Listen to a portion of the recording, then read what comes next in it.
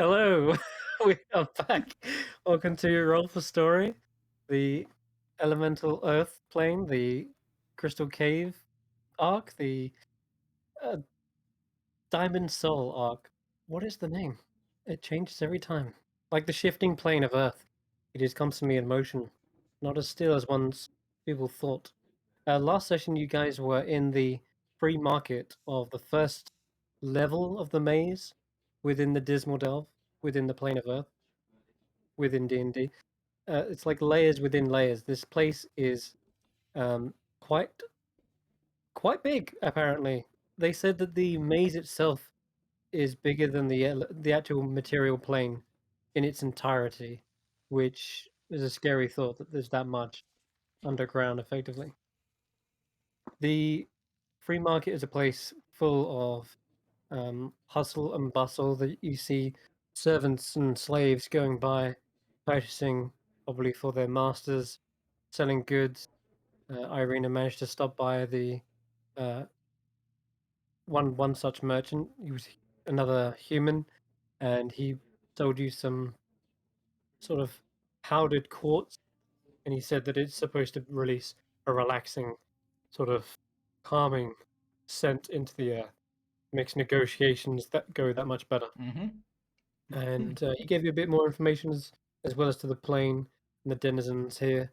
He said that some of them actually rise up and become their own sort of establishment. Some of them get their own estate if they are particularly worthy assets to the Tao. However, most of them feel like they can never escape. The ceiling is always crushing them above head. They're just the Tao are too many in number and too powerful. It has been a way of life for them and he said he's been there for about a decade. Then you also found a spot to basically busk Elias. You wanted these cool boots that were going to help you in the tunnels. When the tremors go off, everyone falls flat face on their ass. And so Elias, you found these boots that apparently would stop you from going prone. And they were a bit expensive, so you decided to try and get a discount by helping pull the crowds to the shop. And you performed so well, in fact. Some would say too well, because you attracted the attention of not just the crowds, but also the Tao themselves.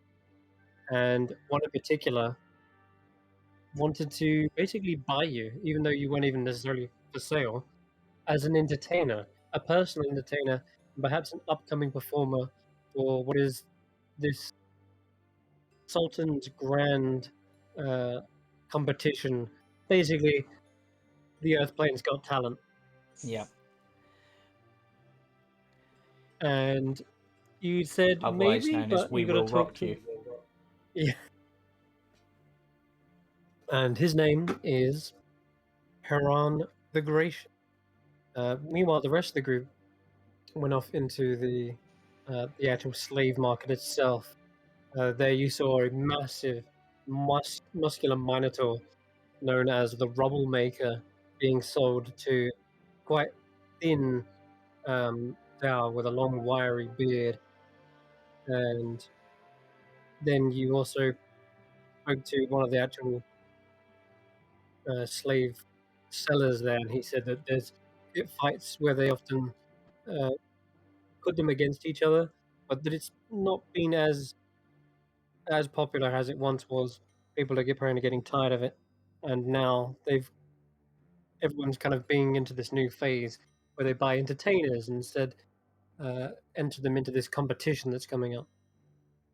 He gave you a bit more information about just the society in general, and kind of outlined the competition in a rough way. You return back to the free market, met up with Elias, and Haran the Gracious apparently bought all of you out, then just sent off a letter to the other Dao, who actually, well, he doesn't actually own you, but he's the one who owns the slave master who you killed, Karak. Um, If anything, Terrakian. he should be thanking us. We got him free Yes. money. We may have killed his slave master and potentially set a group of other slaves free, but they're not as valuable as us. Mm-hmm. So Bozosif the Daring, he actually turns up to the estate later, trying to find you guys, and you manage to explain to him that, oh yeah, the slave master, he's gone rogue, and now there's a manhunt for that guy. And you guys are you're now in the safe hands of Kesh'an the Gracious, who is taking you in. He's offered you food and bedding, and he said that he has 3 days until this competition. But honestly, it's up to you what you want to do in the downtime between then. For now, though, he's gone into his own personal quarters. Hey, Apparently, is in the south. Sorry, it's in the northeast of this estate. That's the only place that's kind of off limits. And you guys weren't here last session. Towards the end, they basically spoke to Doshi, who is the kind of right hand man to this Dao, and he explained that this competition has come at a good time because Haran is recently a what's the word? A widower. Widower. Yes, right. And that was actually, it was a few years ago now, but he's been a bit lonely or melancholy over the past couple of years, and this has picked up his mood, and he's been much more positive and chirpy than recently. So Doshi says you guys have decided to help him in this endeavor. But yeah, that's he's given you guys a fresh change of clothes, and they're actually kind of like not branded, but they definitely have his own symbol on there, like his estate, effectively. I remember, I think it was like a what was it? It was like a performance mask or something, like a theatrical mask. Yeah, I think Anyway, something like that. so yeah, you guys have cleaned up. The boys have had a little mud bath here, and that's where we left off.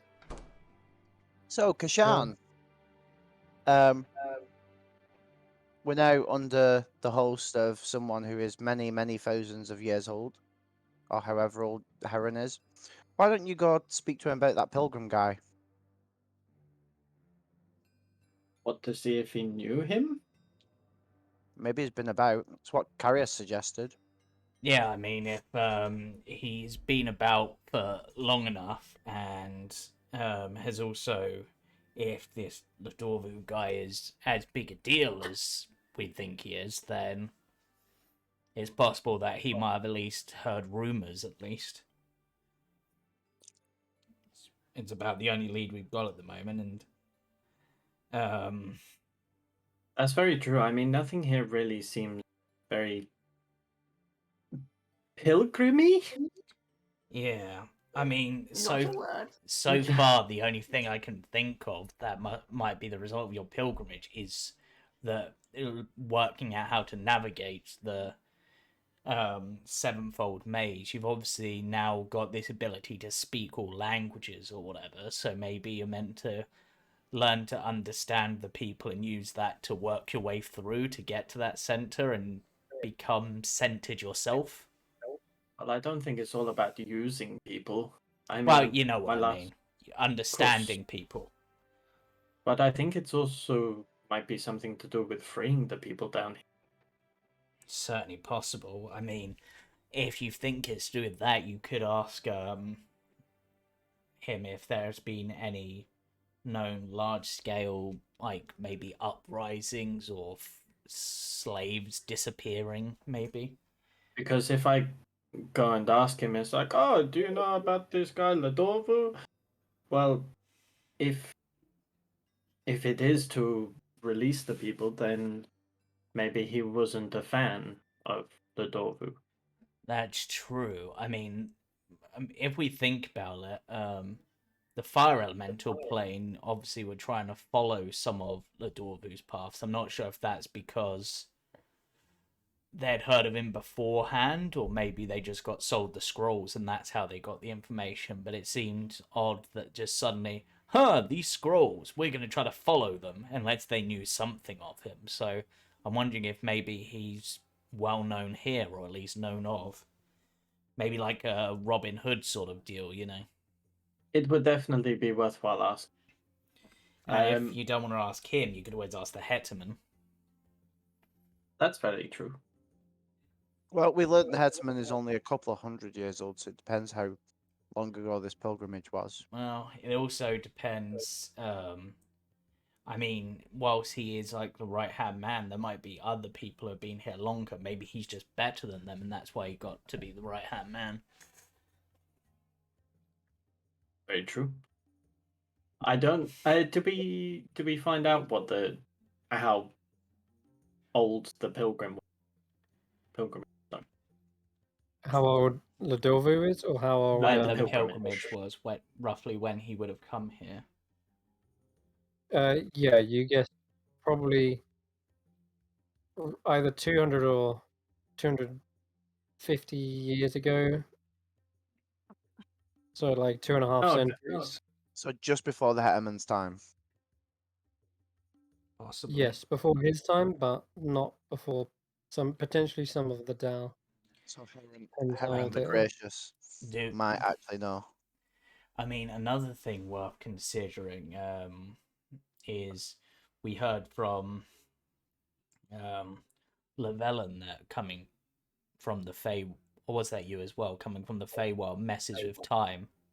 So Yeah. do we know that that's not the case here? Maybe the deeper you go, the more time gets messed up. So Ladorvu could have been here more recently by our time standards, but quite a while ago by the Earth plane standard, depending as well. You know, his actual pilgrimage did take him to the Feywild as well. Funnily enough. That is true.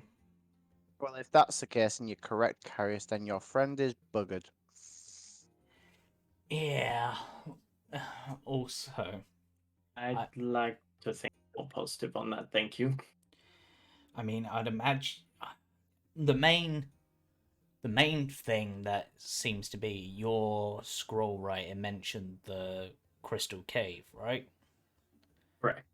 So, and from what we can at least work out, we think that's at the center. So, perhaps if we do what we can for now, find out any information we can, but try to move towards that center point, then perhaps we'll find out more as we go. Perhaps the further down we go, more people will know about him because it's been hard to get through. So that'd be more important. I'd imagine whilst it's difficult to get from layer 1 to layer 2, I'd imagine it's harder to get from layer 2 to layer 3.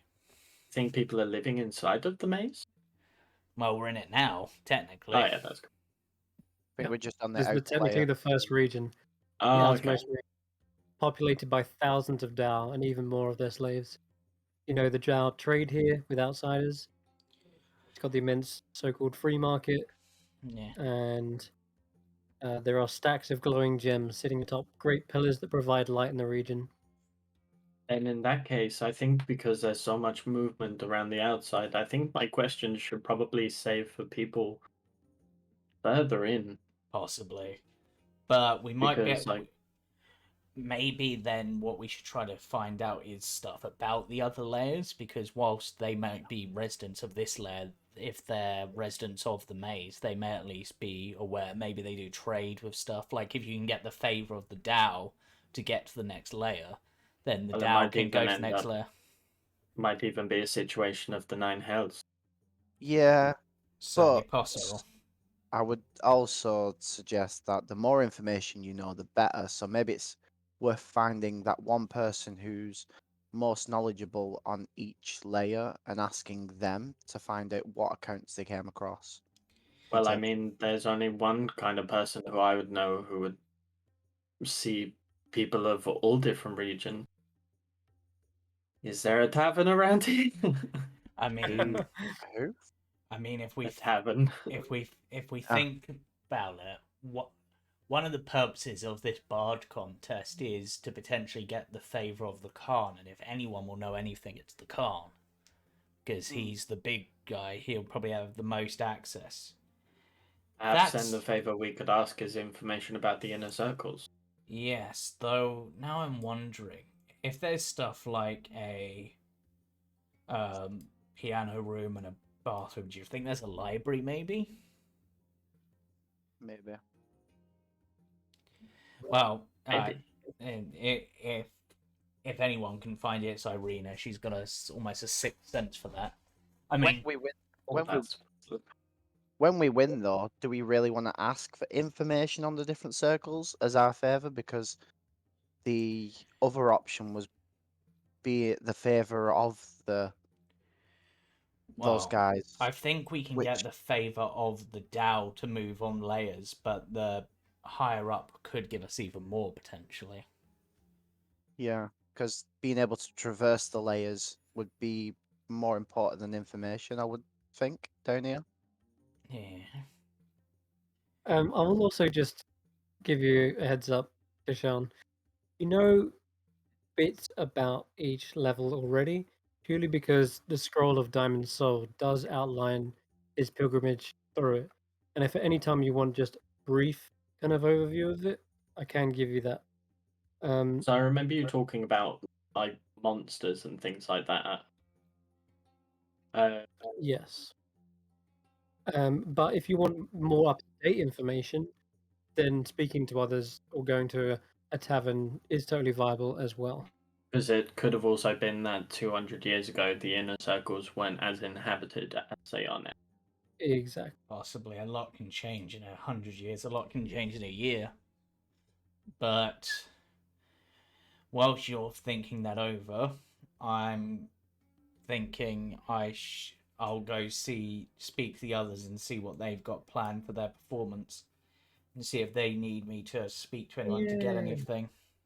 Okay, cool. So So- it's gonna go that way. Eirina and Andi, the boys went and got cleaned up and changed. They spent quite a long time discussing their part. Did you have any ideas for what you wanted to do as an act or an entertainment performance, whatever you, or you can just talk about anything to you guys. All I'm seeing is the cat's fluffy tail. Cat's fluffy tail is distracting. It's true. Um, You're currently in this room. This it's kind of like a lounge area, cushioned chairs. There's a piano. Most of the other servants have kind of cleared out, but you can hear them in and about the estate. Okay, bookshelves. um, just looking for anything in particular, or just nosy? I'm kind of like, because I can read all languages, I want to read the spines to find out what's on this bookshelf, what seems interesting. Okay, let me think. Okay, there is a number of books on Tao society, and let me find my other. Is there like a law book? Yeah. Read up on slavery and all the loopholes I can find. Loopholes. Okay. All right. Let me just bring up more resources. Cool. How to get Mm, freedom? I got a dip post. Okay. All right, man. Alright. Bye bye. Keep me posted. I'll be in chat. No worries. Almost seamless transition to the non-cam setup. Oh, okay. No worries. But yep. All right. I am just trying to find. Man, I don't know what it looks.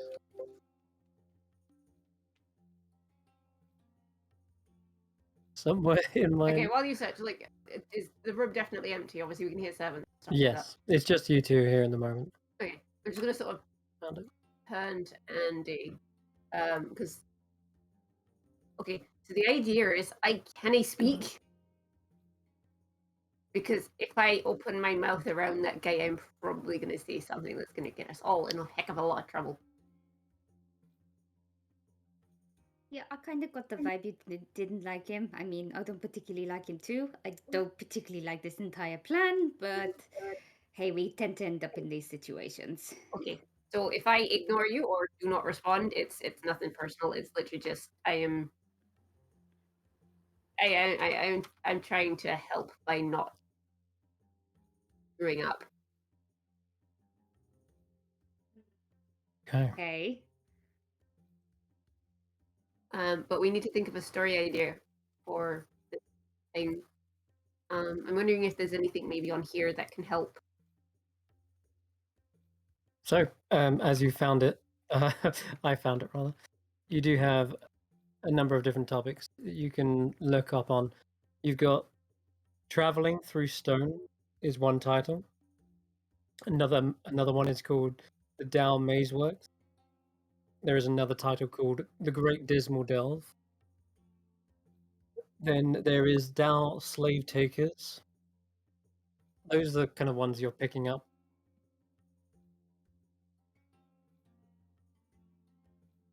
I mean, I want slave takers. Slave takers. 'Cause that's the one that kind of the word slave means I can. Okay. So the slave takers, you can read up on the best and most loyal servants of the Tao are known as Sandmen. And you're not sure if you've seen any of those yet, but I think I've mentioned them once before. They are normally the ones who bring in new slaves.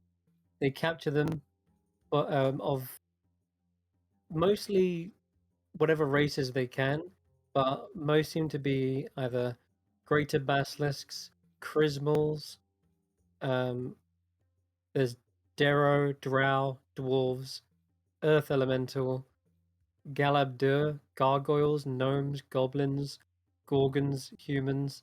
They'll take pretty much anything that's close by, right? Most of those are kind of underdark dwelling races.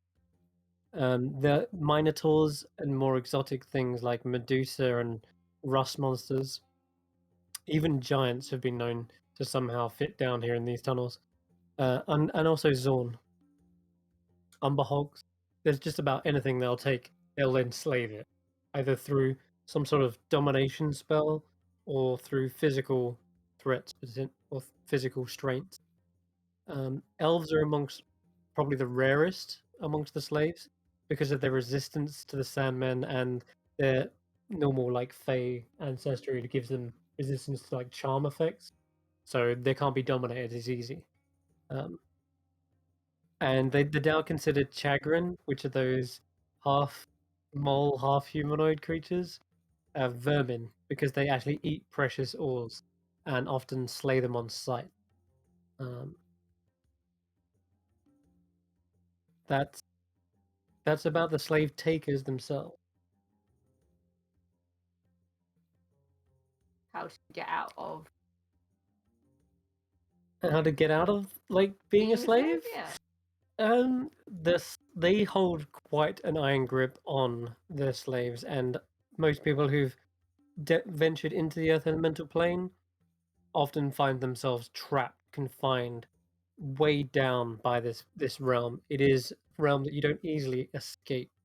However, there has been mention of certain particular slaves rising up, proving their worth, using their assets to help the Tao, and in that regard, they get an easier living, but not necessarily a full escape, shall we say?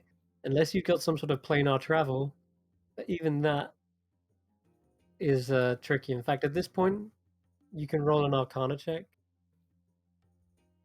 Okay. Okay. You're not sure how particular types of magic react with the Earth Elemental plane, but you do recall when you was in the Fire Elemental one, fire was, of course, more potent. And you remember, what was her name? Opal, I think her name was? Mhm. She was having a hard time using kind of watery magic. It was almost like it turned to steam when she tried to summon her orgle of water.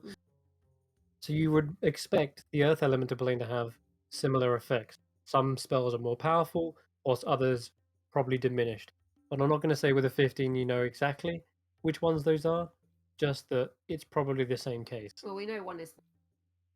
Yeah, thunder is, I wouldn't say more powerful, but definitely effective against certain types of elementals. Yeah,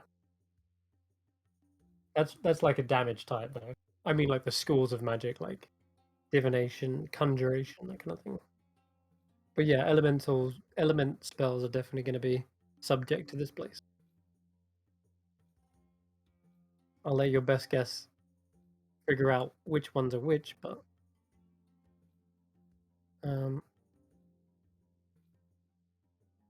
yeah. Did you want to read any of the others, or are you? Yeah, what else? Okay, so you got the Down Maze Works, Traveling Through Stone. Ooh. Okay, so you pull out this book, and this one definitely seems to be penned by someone other than Dao. It's probably not in Terran. Terran is like a primordial language, so it normally looks kind of like runic. But this is actually wrote in Dwarven, so you can actually understand this, and you can read it quite easily. The plane of elemental earth presents a traveler with endless barriers. Part of the reason why people can't escape, because you can't just up and leave. Many parts of it are completely impassable to creatures unable to burrow, phase, or otherwise make their way through solid stone and earth. Near the Great Dismal Delve, where you guys are, however, the plane is interwoven with passages, tunnels, and caverns filled with rubble mined from elsewhere. There is no day or night anywhere on the plane of Earth, including the Great Dismal Delve, and darkness pervades the plane. Though a few glowing stones, a few heavily traveled passages of the delve are lined with those glowing stones I mentioned atop the pillars, but most regions are completely unlit, and many noble Dao live in private mazeworks far removed from the delve itself, probably for privacy and security. And if you can't even reach it by normal means, you know the Dao are physically able to go straight through stone. So they wouldn't even need to build a tunnel to their private estate. It would just be in the earth, and they would just go freely from it. And that prevents most theft of their precious gems and gold that they so much covet. But as for how to do it, it doesn't delve too much into that. But you know there are certain spells already. I would say, given your knowledge of Arcana, you would know about like pass through stone and gaseous form. You've got that. This book is false advertising, and I put it back on the shelf. Okay. All right. That's about this point, I guess. Karius, you probably enter back in. Right. Hello. Karius in his nice new uniform-like outfit. How we doing? Really? We put that on? Yeah, they'll complain otherwise. If we're gonna play the part, we should play it properly, even if Anyway, so I've been speaking with the other two, and their sort of performance idea is sort of to do a story performance of like an epic fight with Kesh'an, either representing a fighter for a Dao or representing themselves as a Dao to beat some big creature and show the Dao's dominance to try to, get points. So I was thinking maybe you could go for if you're going based on what I've seen of your performances, Andi, yours are kind of more stories as well. Maybe go for a slightly if they're going for like an epic, maybe go for something slightly different. So, we're hitting two different angles, but that's just an idea. Well, considering Eirina's current choice of muteness, we're gonna go slightly more art house. Okay. So what have you got? Not a performance of mimes. Huh. Okay, I can be a mime. Could be interesting. What have you got in mind exactly? We haven't quite decided that bit yet. Eirina's been studying. That's fair enough. So, couple of things that might be worth noting is the guy who's bought us. Still a weird thought. Apparently, his wife passed away a few years, so this thing is apparently one of the few things to have perked up his spirits in a while. So, and we're not allowed in the northeast part of the building. I just look at Andy's work.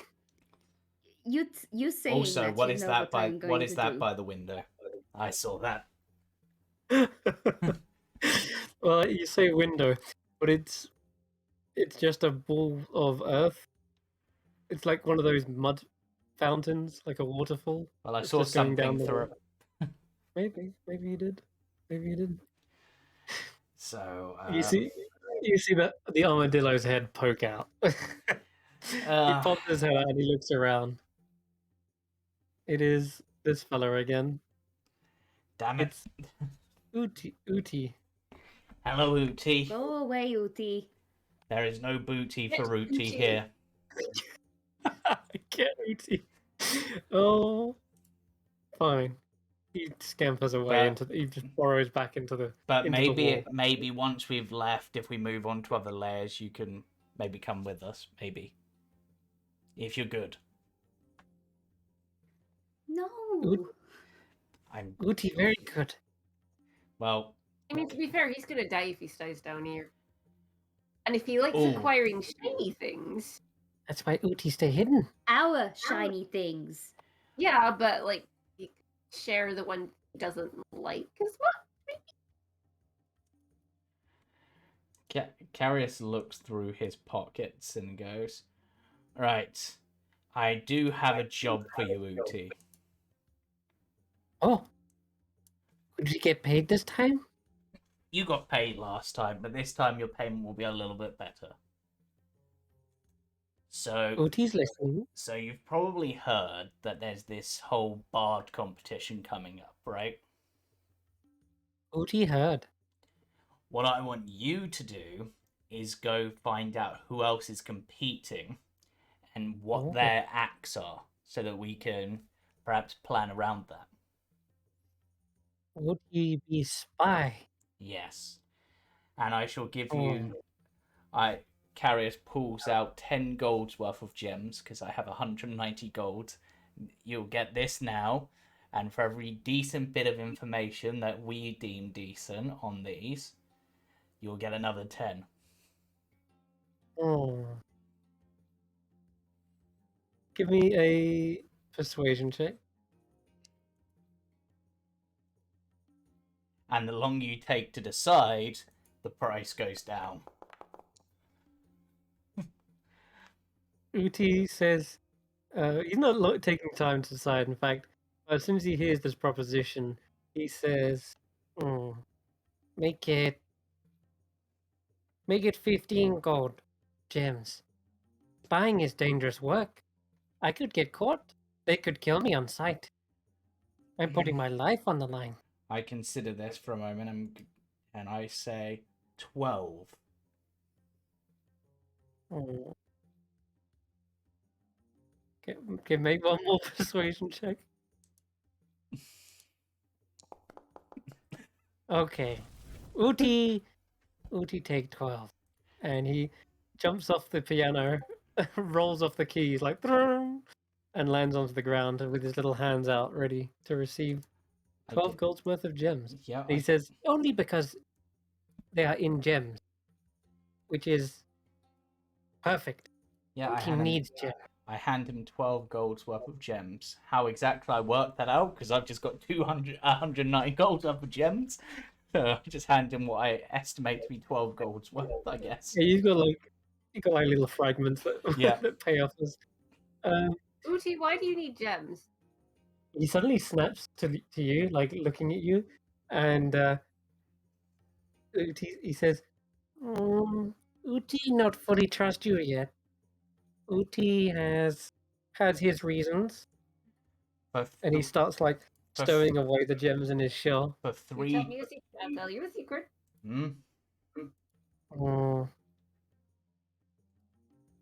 Maybe when Uti get back. Sure. And he starts climbing back up the piano. Ding dong ding. And he looks around again. He takes one more look towards you, and then looks at the gems, and then pockets them again. And Uti is off. He's got his little spy mission. Right, that at least gets him out of our hair for a while and potentially gets us some information. And So you basically just gave him some sweets to a child to get rid of him for a while. Yep. You don't know how old Uti is. No. For all we know, Uti could be the Khan in disguise. I didn't mean an actual child. I just mean like that was kind of what Jib did. Yeah. Oh God, if that was the case, if he ended up being the Khan in disguise and he's just deciding to see how trustworthy we are. It does seem a little secretive, though. Uti. Yeah. Also, you may have noticed, Eirina, I used the stuff that you gave me, but it was about the only way I could see that conversation going well, and I had to choose the lesser of two evils. So I gave it to you to use whenever you felt yeah, you needed to be fair. yeah. When it comes to negotiation, you're usually the one that jumps in first. So It's kind of what I was raised to do. Well, I say unfortunately, but it works. it's worked for us. Yeah, It's fine. and I do apologize, of course, for getting us technically bought, but it was the only way I could think. That one's going to take you some work. It was the I'm only. not happy. It was either that or we lose Elias and the rest, and we just try to survive down here. It was the only way I could think of on my feet to keep us together. All right. But don't blame me if I start killing slavers when no one's looking. To be honest, Karius considers this for a moment. If you could do it and get away with it, and then I couldn't get away with that. It would be very, very obvious that I didn't. Well, An assassin I am not. True. I was just thinking if you could do it and get away with it, then imagine if and then Andi finds out about it and writes like this epic tale of the Dow Slayer or something. Could be a pretty cool performance. Probably wouldn't be very popular though, because not down here. Yeah. Yeah. Anything interesting in the books? False advertising mostly. Mm. And I explain what I've read. Yeah. Well, Andi, how old did you say your father was roughly? I never did. Ah, I don't know. how old would you guess? I mean, he's technically cloned I don't himself. know. I mean, technically he's cloned himself once, so we don't know exactly how that works. But I mean, he was obviously at least of age when I was born, so maybe I don't know, he was maybe in his 30s or something at least when he died. I really cannot say. I was just trying to work out if he was more or less than 200 years old. I mean, he was human, definitely less. so. Yeah, And I mean, if he wasn't human, then I would be questioning my my genetics again. True. Well, the Hetman, whose name has temporarily slipped my mind, Doshi. He's been around for about 200 years and seems friendly enough, so you might be able to find out something from him. I mean, if someone's been down here who's a very skilled bard and managed to get all the way through to get to the crystal cave to get the diamond he needed, then and out. Andi, then I have a question that we've never really established, considering like we're looking for a bard down here. The violin was your dad's, right? Yes. So he may not be a bard down here if he doesn't have his instrument. Maybe. I mean, Did he sing? Did he play anything else? I mean, he used to sing me lullabies, but Okay. Most of the time, point. he only really played the violin when we were performing. Hmm. Maybe tapped his feet a bit, but that was what he did. So And he was more sort of the distraction whilst you enriched yourself. I mean, he was a very, very good distraction. He got given money for his performances, on top of me pinching from pockets. Didn't this might be me misremembering, but wasn't the the extra planar thieves interested in your violin because they thought it had some of the secret to it? Yeah, that string. Yeah, still don't know what that string does. I mean, I'm wondering if, and this is just me spitballing ideas, maybe it's necessary to help get the treasure down here, maybe? Like maybe I it's mean, one of the ways in. I think you said the string itself was coded to your dad. Sorry, you kind of cut off a bit there. You said the string was sort of coded to your dad, like only he could use it. I mean, the violin itself is. Only a member of the Al-Amin can play it. Mm. See, I mean, that's interesting in itself. I mean, I suppose a question would be, before your dad had it, do you know if anyone had it before him, or was it something that he found, or do you know if he told any stories like a grandfather or grandmother or something? He never really talked about his parents. If I asked him about family, he would only really talk about mum. So I really don't know.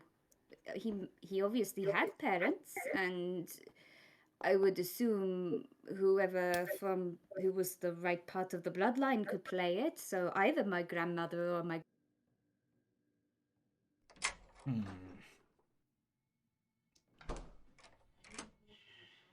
I mean, we did find that the muse that had a name that was very, very similar to Alamin. So it could be a literal muse's instrument. Possibly. But I mean, have you tried looking for the little piece of paper that's on the inside of violins, the one that says who made it and when? I mean, that's a thing. Mhm. Yeah. Legit in real life, that's the thing. That's how you age. Like you can check who made a violin. They have a little bit of paper on the inside of them. Have you ever looked at that, Andy? Because,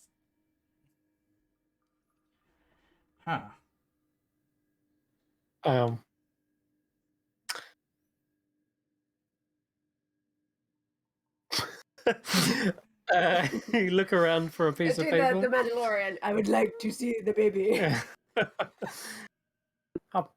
You don't see there's any piece of paper in there, I'm afraid. If there was one, maybe it's either fallen out or Raheem kept it somewhere safe.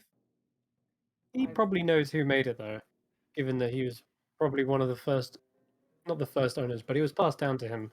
He would have probably had it then. But as of right now, it doesn't look like there is. Eirina, you can do that spell that tells you the stories of things, right? I can. Have you tried that on the violin yet?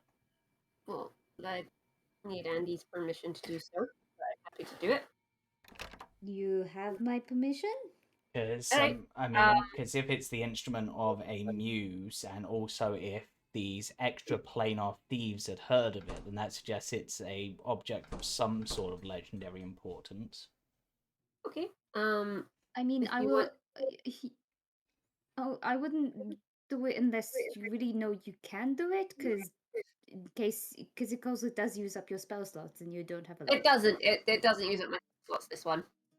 It's Okay, cool. it's what's called an invocation. It's something that Candlewick kind of helps with. It's Mystic Arcanum. Alright, so long as you're sure. That's also another point, considering we're in the Earth elemental plane, is Candlewick responding okay down here? Because he's fiery. He's a cloud of soot. I know, but he's sort of, considering how your abilities work, I assume he's related to fire and shadow, considering what we've seen. So I'm just wondering if, you know. How is Candlewick? Candlewick's been quiet. You've noticed perhaps him being a bit stifled in here. And I'll say that when you ask Candlewick how he is, you feel kind of a heat spike around center of your chest, and you feel the flame kind of shrink down and get smaller and smaller. Not like less cold, sorry, not like less hot, but you feel like it's being confined. It gets like shrunk down. Would it help if stay it as a sword?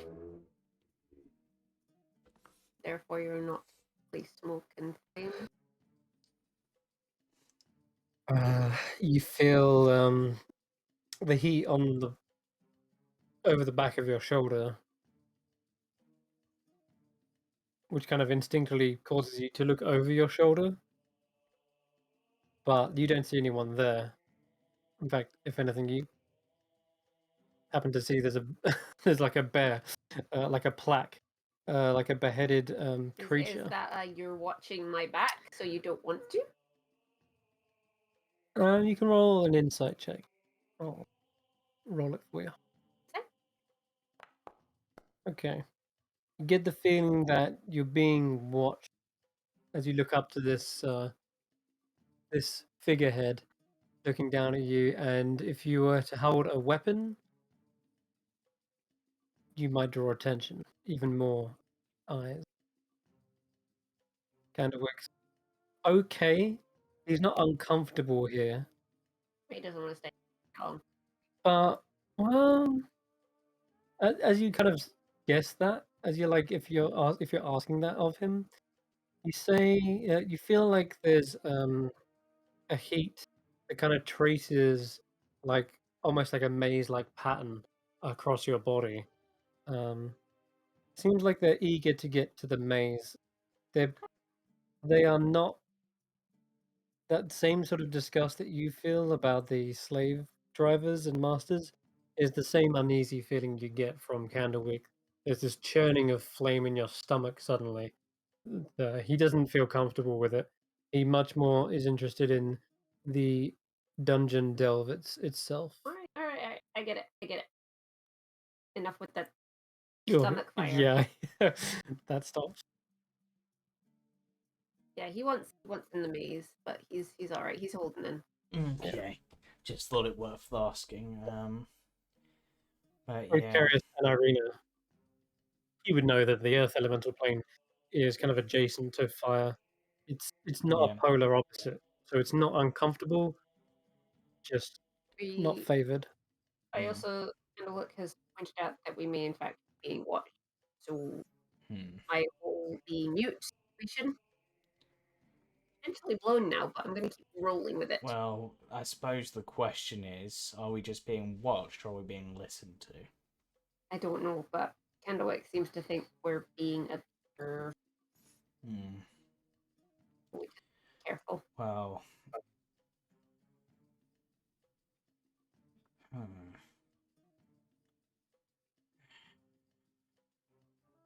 I'm just... Karius is just considering this. We've seen Eirina cast Legend Lore before, right? Yeah. How does that manifest for you? Sort of thing? So it's essentially Candlewick kind of comes up and like over, covering like her sort of skull and eyes, and then all the information kind of packed in. I'm wondering, just in case, maybe you should go to a room where you're less likely to be observed, like one of the bathrooms, where I really hope they're not observing, otherwise I may just have to destroy them regardless. isn't there some kind of legality against that kind of thing? Well, These people have slaves. Do you think they care about rules and law? technically, at the moment, we're property, and there's no law against watching your property, I suppose. As bad as that. I mean, they'll care against law if it's in their favor. True. Let's just find a really dark room. Now, it's northeast we weren't allowed in. Mm-hmm. I mean, we could just put the lights. That's true. Hi, Elias and Kesh'an. Yeah, they look like they've been freshened up. They've changed into a nice, clean pair of clothes. Did I hear the sound of the gargoyle raging, or was that just me? You did, actually, yeah. Elias got a little bit too explorative, shall we say, and a gargoyle probably snatched him up and put him back in line. But you also probably see, Elias, what food did you get out from the larder? I don't know. I just grabbed something. Some dried meats. Probably. Jerky. You saw a number of different servants as you went around your exploration, and you also noticed the memorial to his late wife in the East Wing as well. Right. Other than that, though, seems actually quite pleasant in this estate. You wouldn't actually initially guess anyone is a slave here. They look more like servants and guests, if anything. But they all do seem to have the same pair of braces that you were given. That's something you would also be told now, Eirina and Andi, is that Kesh'an would mention, yeah, with the change of clothes, we got given these braces. They're just like a gold band, that's all. Yeah, it's quite nice here. If I could stay here forever if I didn't want, freedom. I would like to investigate the wristbands. And you'll find the same thing initially as the others did, which was that there wasn't any inscription or runes on the inner. They checked them last time, but you can give me another one just as a cautionary check. Really don't want they've got some sort of tracking device where you're not going to be able to turn them off again. Okay.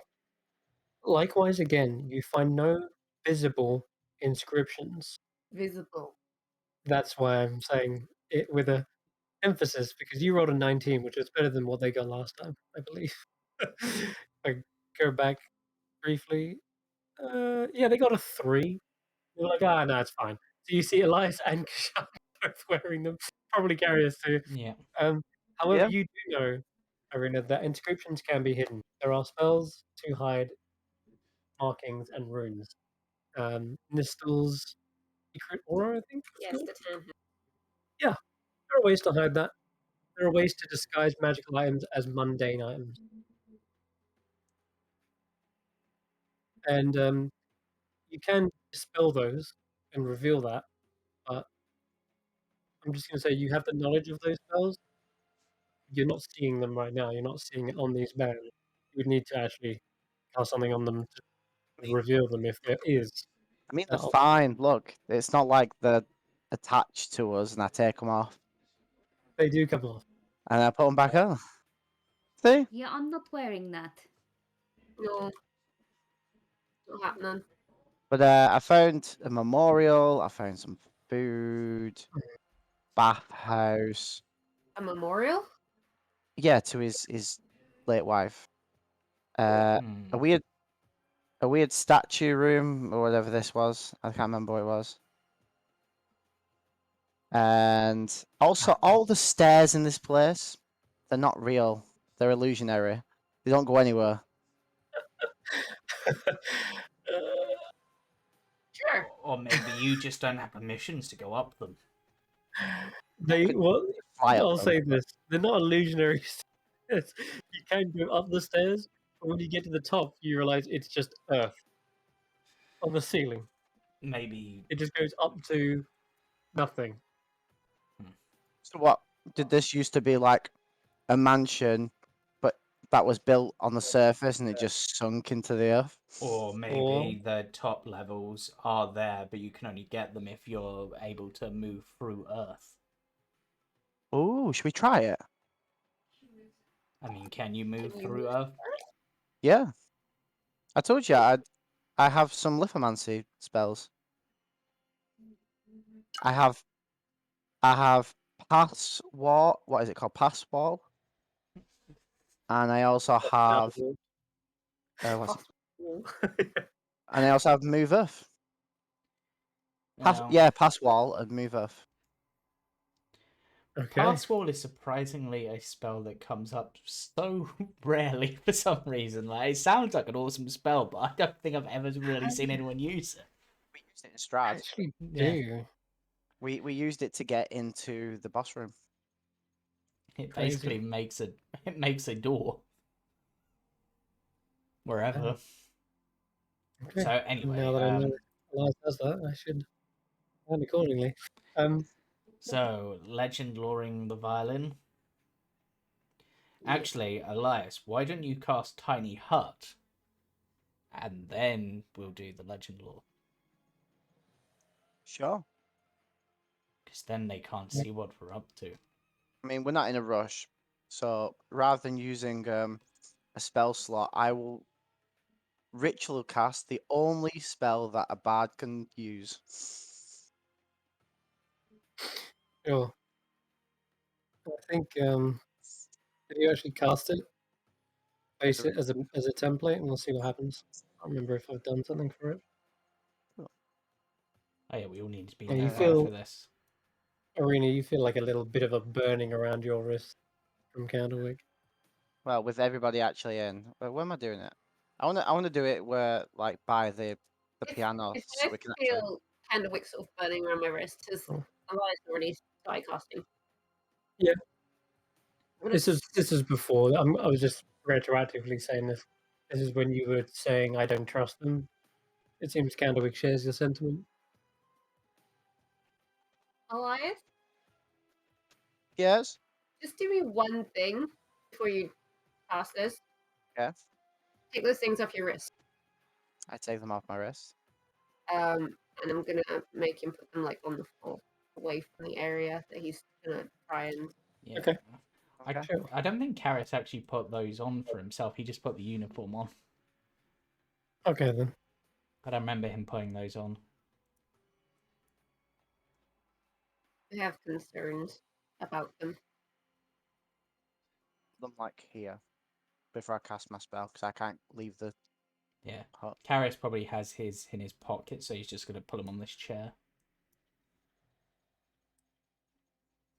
Alright then. So as you begin casting Tiny Hut, feel again there's a weight as you're casting this. Feels like words that you speak incantation to like tap into the weave, they sound deeper. And at the end of the spell, when you would normally see a dome appear, you instead see a cube appear. It is completely square. Right, that's usual. Hmm. Is it always square? No, usually a dome. I mean, that Yeah, could, that's what I thought. that could Weird. suggest that evocation magic's being affected in some way. The It fact wouldn't be the first spell that's been affected down here. it's true. I'm actually just going to look at the spells that I've used in currently. I remember my Boom and the Blade being affected, which is one of the only spells I've used majorly. Down here. I think I'm... Alright, Andi, you ready? When you are. Into the tiny hut. Okay. Yeah, sure. That didn't work. There we go. We got the tiny cube now. There we go. Yeah, I did it by the organ so I could practice. Is it an So you organ? can Or... practice inside. Yeah. Alright. Okay. You'll pile inside and you've left the rooms outside. Taklo is outside, just keeping an eye on things. Oh, yeah, I guess Kesh'an can be outside chilling as well. Taklo probably just finds like there's this bottle of wine on the table, flicks open the thing with his tail and just starts drinking. Sure. From his time, Okay. from his time in Barovia, he's just like dun dun dun. The dome seems to be of like an orangey kind of clay color as well, that kind of hue. But you're able to see through it outside. Just those looking in, it's completely opaque. So as you cast Legend Lore on the violin, begin filtering this information to your mind, Eirina. There does indeed start to feel like there is a more legendary aspect to this spell than to this artifact than there once was. Mhm. So I'm gonna quickly cast your. Okay. Hey, you know this costs incense, right? You got some incense on you? Costs 250 gold of worth of incense every time you cast this.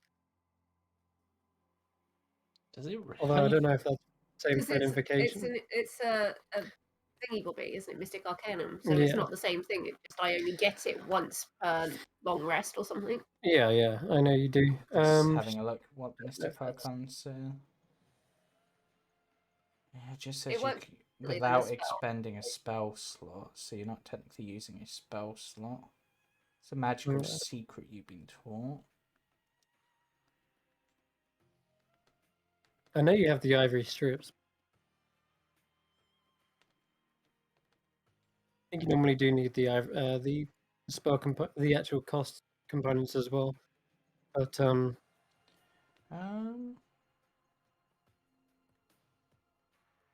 you're looking it up. Yeah, I'm It's just fine. seeing if I can see anything just for future whilst this is going on. Yeah, sure. I mean, you could have bought that incense from the guy you were buying from last session because you got plenty of gold to spend it. So, if you're happy with that, I'll say that you just bought some when you were there. Yeah, okay. I'll knock it off here. 495. You still got a bucket load of gold. Okay. All right. So, learning about Raheem's violin. Okay, so this was indeed owned by a muse. A long time ago, it was passed down.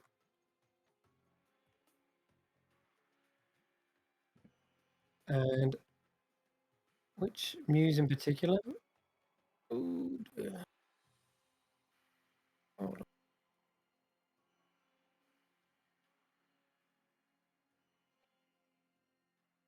Okay.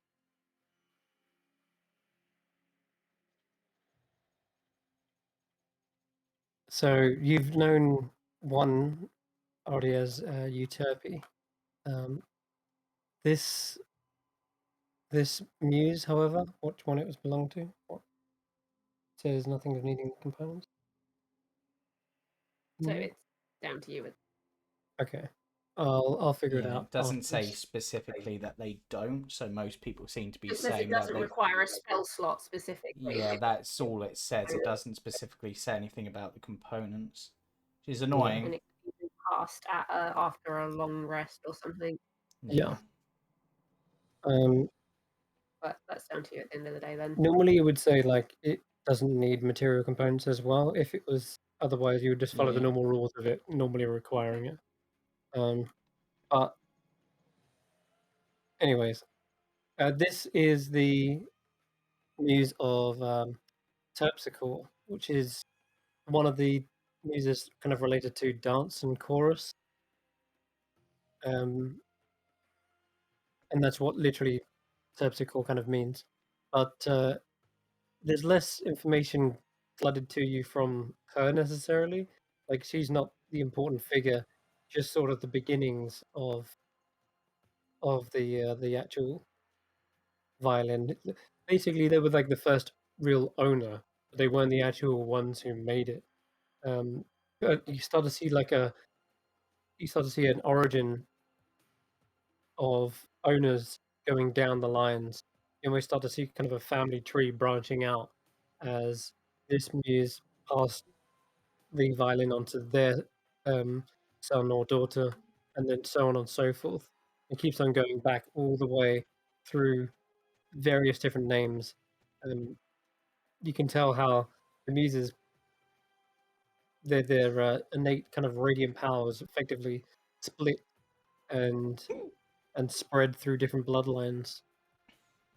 But you go right back to the beginning and the core of this. This violin would have been made by a divine being, a deity that sort of set up the beginnings of the muses in to begin with.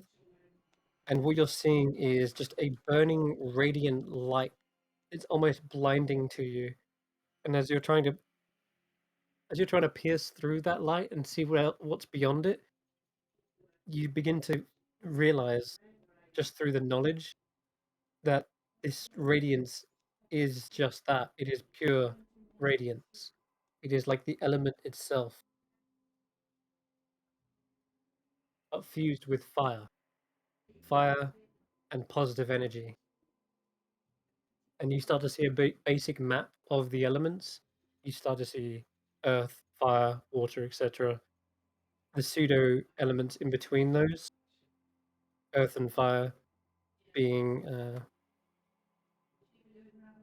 it's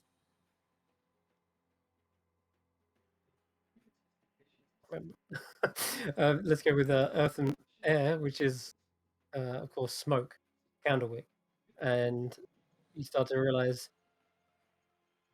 these elements seem to be suffused into the world somehow, and that either that radiance has been passed down through inside the violin, or it was just what created it.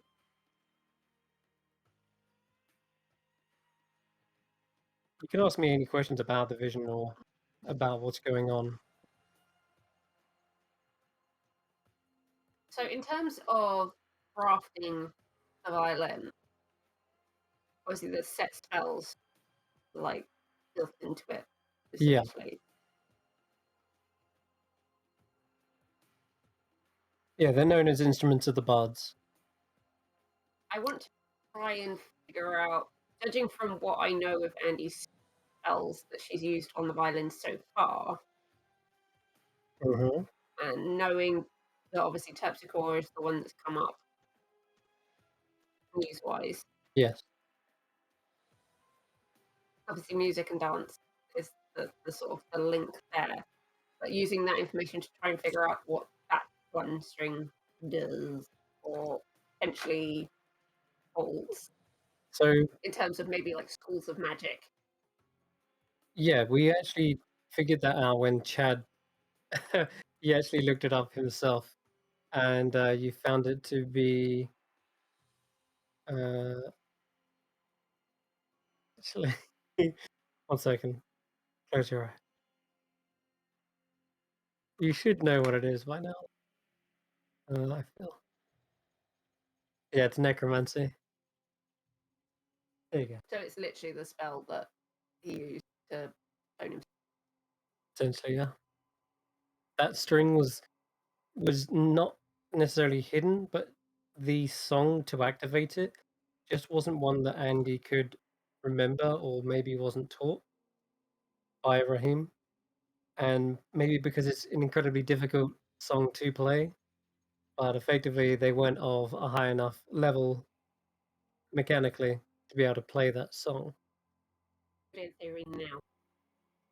It depends. How He many knows levels in this- Bard have you got? 11?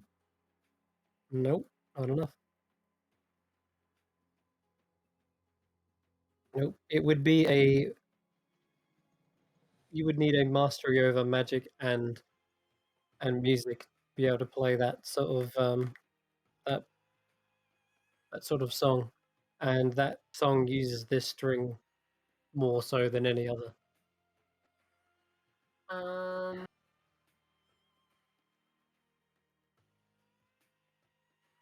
so it was made by some sort of divine muse.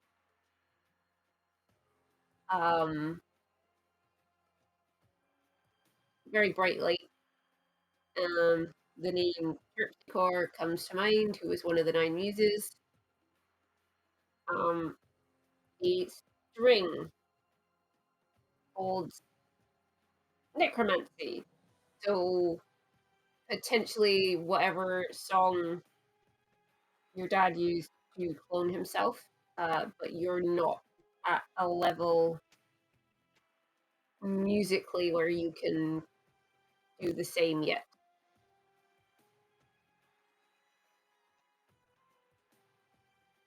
Is there anything you wanted me to see if I could find out?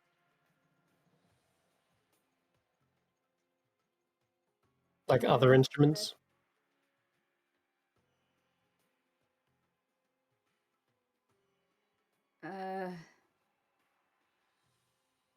You don't have to. She looks It's not like this is the only time I can.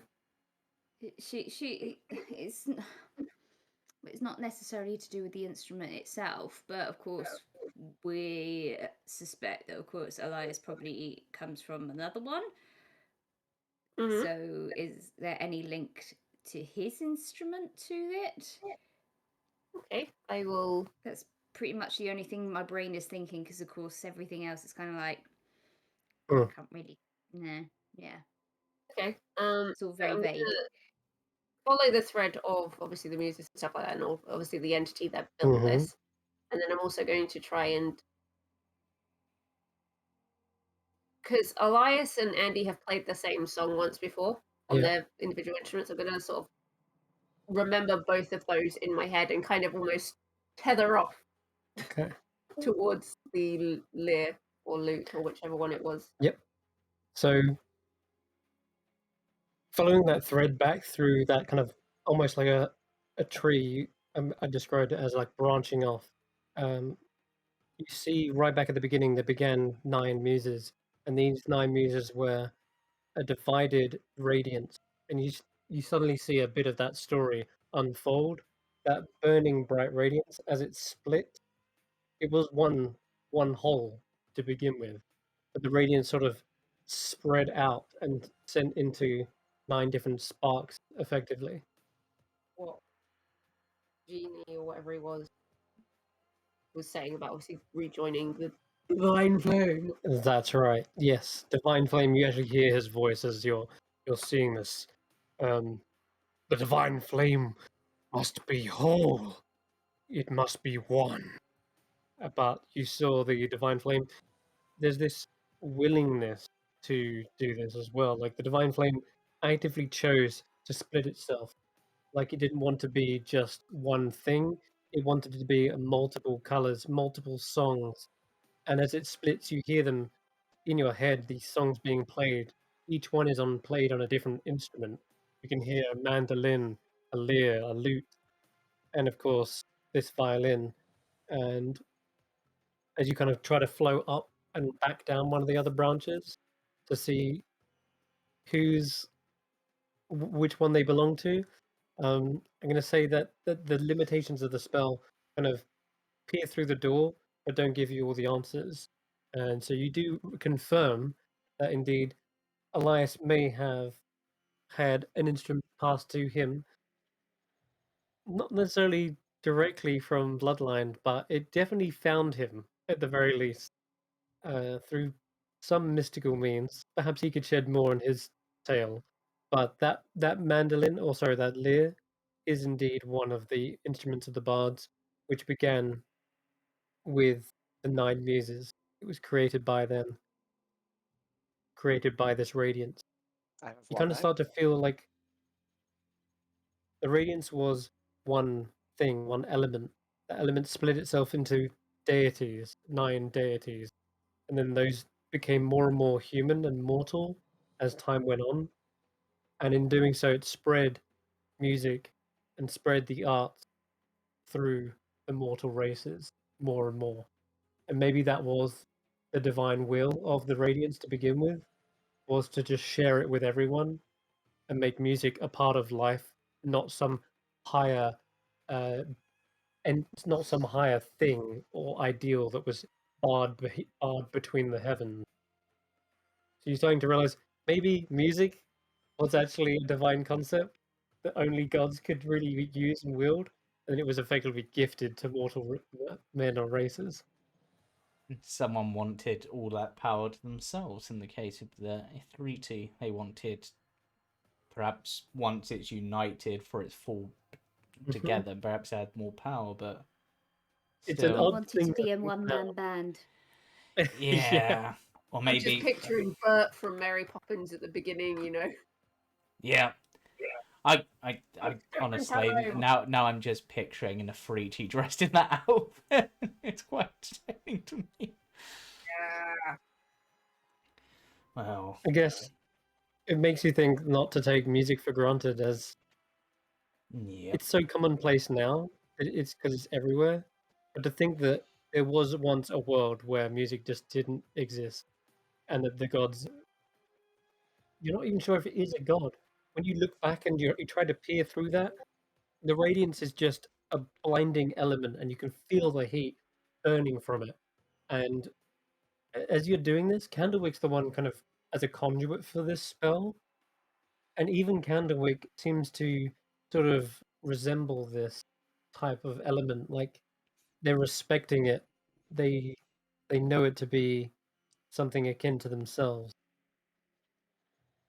But you're not getting a name. Every time you try to go, "Well, what is this god called?" All you're getting is the divine flame or the radiance come to mind. It's not got a name. It is something pure. All right. So apparently, both your instruments were made by the Radiance. That's all I've got.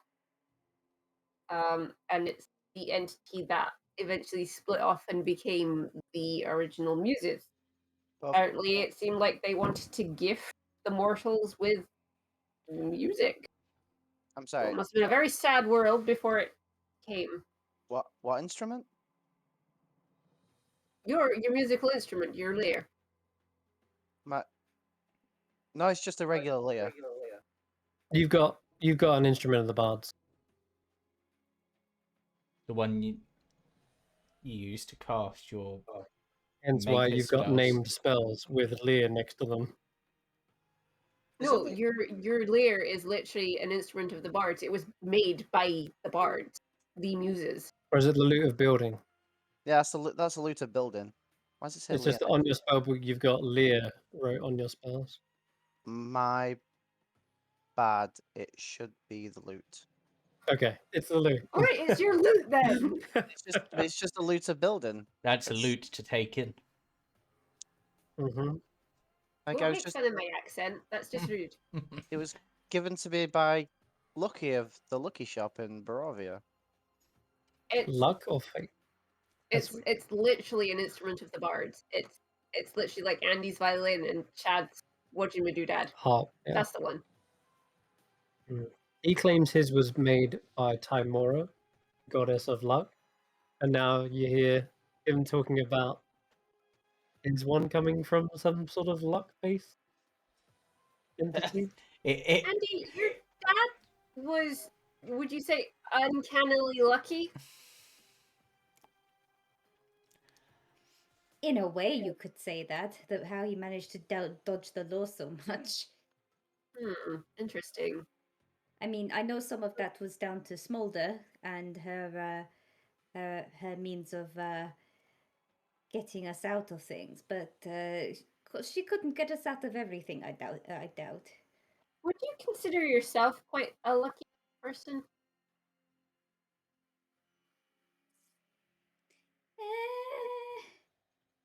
Not really. I mean, you've got to have some pretty nasty scrapes. I mean, If you were to ask that question maybe a couple of years ago before I met you all, I would say no. Let's do this. I pull out a coin and I flip it. Heads or tails? Heads. Tails.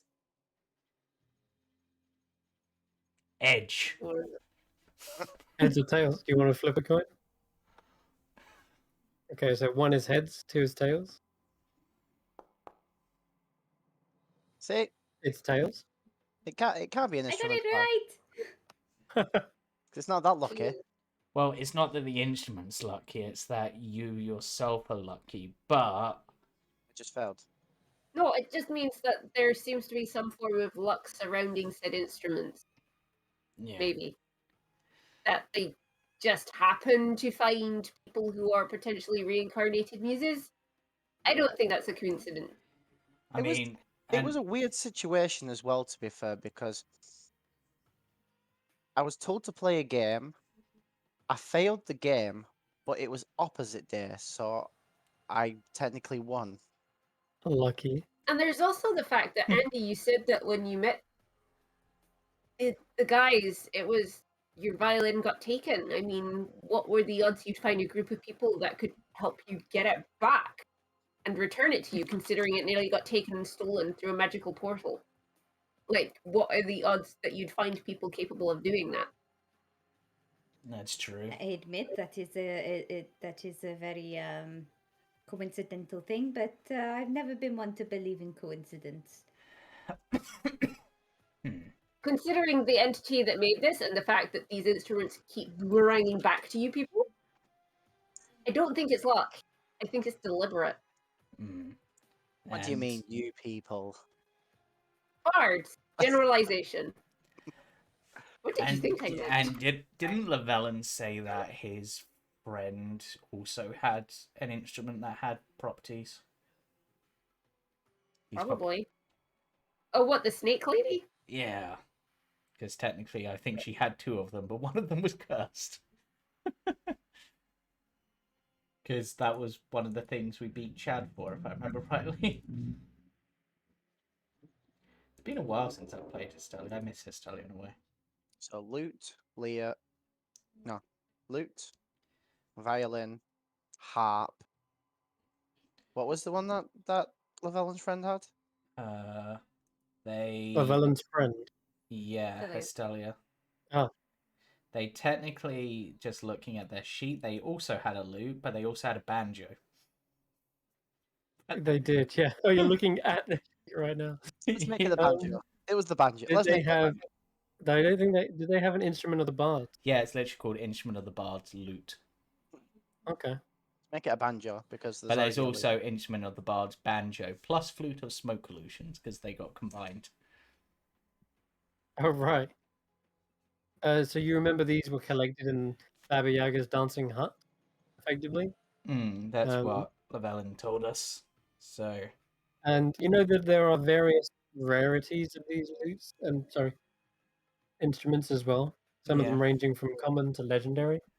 I mean, if remembering one of Llewellyn's stories, and I'm just going to say that he told us this in one of our downtime things, I don't think he actually has, when Hystelia beat Chad in a bard off, it looked like he was about to win, and then suddenly something changed and he suddenly lost. Almost like the fates were on her side. Or luck. Indeed. There seems to be, according to all of these instances, a connection between luck and fate. Yes, luck and fate are always kind of like 2 sides of the same coin. But I'm saying specifically luck and bardic powers in particular. So, should we be bowing down and praying to whoever is the ruler of luck and good times?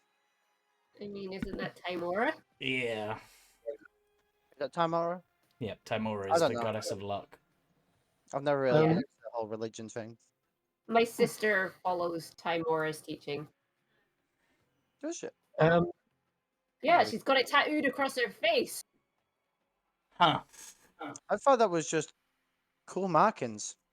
No, it's the symbol of Timora. Well, luck was definitely on her side when she hit that werewolf with a 10-year-old. She did what? Inside check. How dare you bring that up? She also picked up a paladin and hit Strahd with him. Which I I did think is also say, Oh yeah, she killed Strahd with a paladin. I did also say that, like, a while back anyway. So we at least found out a bit. You can insight check that if you want, but yeah, I brought that So up. There's something odd happening outside the dome, by the way. This conversation is happening, and it happens to be Kesh'an, looking a little odd, a little confused. He's actually pulled out his lamp, and the lamp is it's got a flame that normally is just stuck, completely but frozen. it's not. It seems to be glowing brighter than what it should normally is. And Kesh'an's like scratching his head. He's outside of the dome, so he can't really tell Yeah. you guys what's going on. I mean, technically, You can Taklo see could. it. Taklo That's just true. sort of flutters over and goes, "What's happening, Catman?" He doesn't know. He kind of shrugs and then gestures towards the flame. Want me to get the others? He says, "Could have swore for just a second it flickered, but Well, it might have been when I was just pulling it out of my bag." let me have a look. And Taklo's just going to stare at it. Do Okay. the Yeah, you fires- don't see it flickering anymore. And in fact, the light does seem to be slowly dying down.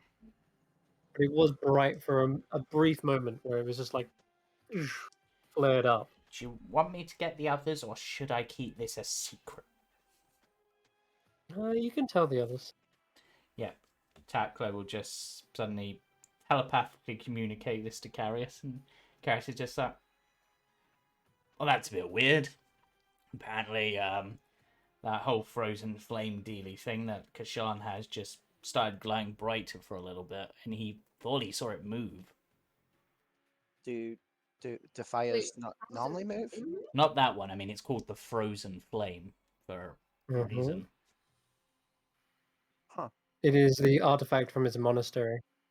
Hmm. It once belonged to Ladorvu. Does that mean It's he what can? he focused on and apparently found enlightenment from watching. Does that mean he can no longer call it the frozen flame, or? Well, Well, Kishan's not sure if he saw it flicker or not. If he got enlightenment by staring at this, I'm wondering if maybe it glowing brighter means that either something's nearby that's gonna put him on the path, or maybe it's just an indicator that he's on the right path. maybe we didn't need the locate object spell. Maybe his thing is a locating object for his pilgrimage. Possibly. Or, and this is a bit of a stretch, maybe when Eirina was doing her whole looking into the radiance thing, it somehow caused it to react. I mean, the radiance is a big ball of fire and flame. I mean, I mean, I know you can't do it again today, but have you ever tried it? I mean, on it lasts for what, 10 minutes? Yeah, but Yeah, I think It does, yeah. Have I Would it be used a all that? It's kind of dying down in the same way that the light is also dying down. I'm gonna quickly try to reach for any information I can. What about this? It's outside of the barrier, and Yeah, that doesn't matter. you find, okay, I'll tell you this then. As you're basically cross-referencing, you basically go back to the radiance and try to pry it questions with in relation to the frozen flame. And what you see is the light from the radiance suddenly disappear. It is no longer blinding, but instead pure fire. And you just feel the heat from it. As if divinity has been stripped away from it, you're left with just the raw element of fire.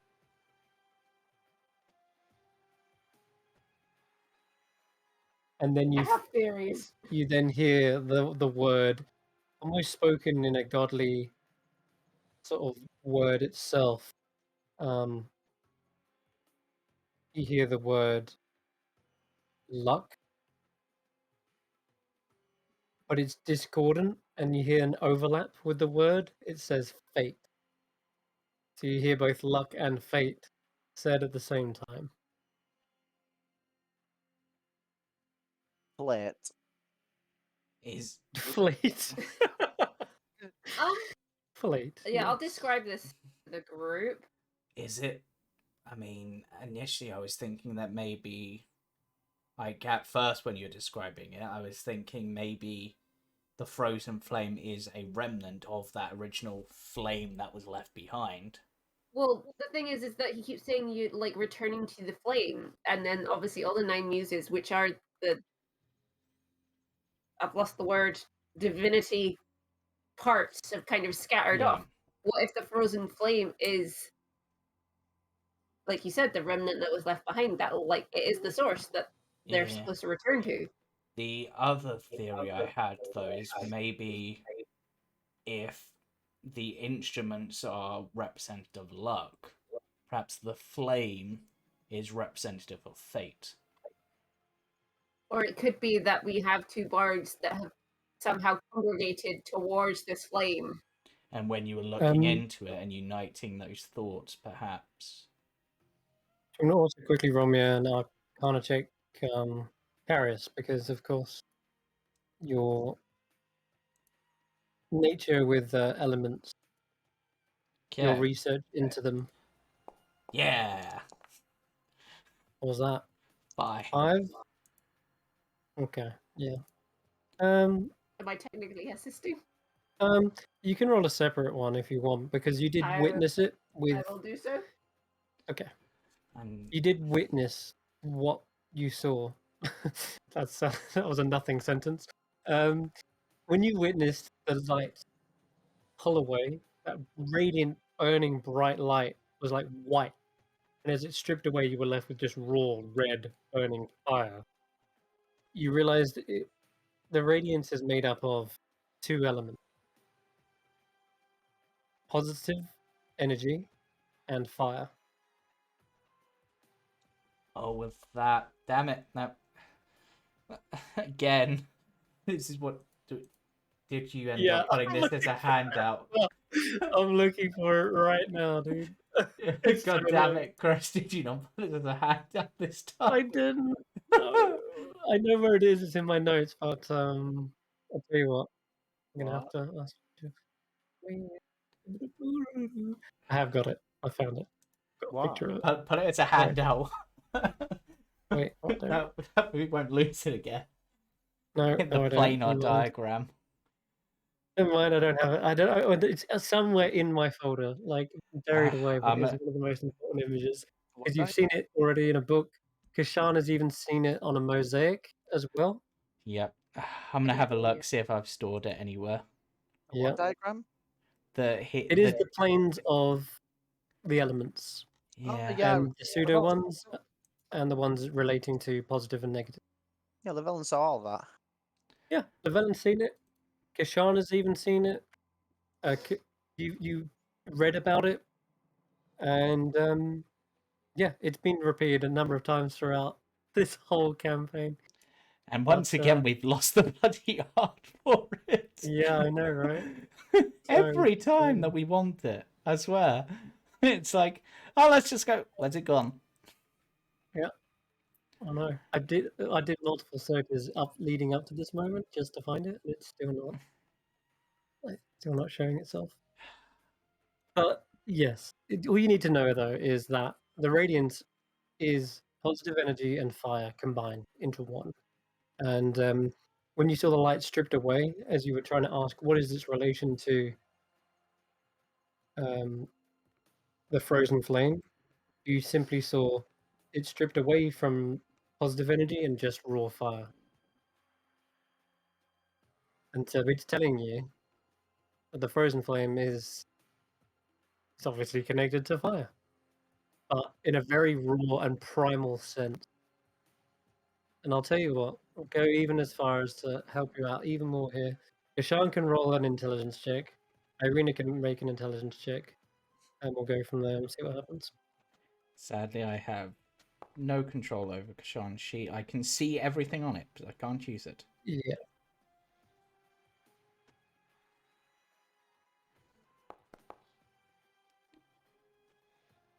Kesh'an's kind of foggy memory doesn't quite remember. Plus, he's not here to really pitch in with it anyway. But Eirina, with a 16, you do recall something talking about primal elements, and they looked at Kesh'an and spoke about it, and they looked at Llewellyn and spoke about it as well. The elf? Nope. No, the elders, wasn't it? Something very old, something very ancient, something you didn't even get to see, but you heard its voice. It was the ancient dragon, Oh yes, ancient blue dragon, yes. known as. Yes, I Nope. saw. We saw much of them. Hold on. Get it. Okay. Fine now. It's having to find this out. Bromarath the Primeval, unknowably ancient, probably one of the oldest dragons in existence, said that he noticed that both Llewellyn and Kesh'an carried some sort of primal element. I guess the book and the flame would be my guess there. So I don't know what else Llewellyn could, Reading Llewellyn's book. because it's quite old. And when Andi did a performance to basically calm them, not calm them down, but I think you definitely did it to. That's right. Yeah, you were kind of proving your talents and your worth to these dragons, and you remember that Xionos, the Transonic, said that you danced with all the grace and talent of one of the muses, and he said that even way, way, way back then. You thought it was just as a compliment, but now it seems very real.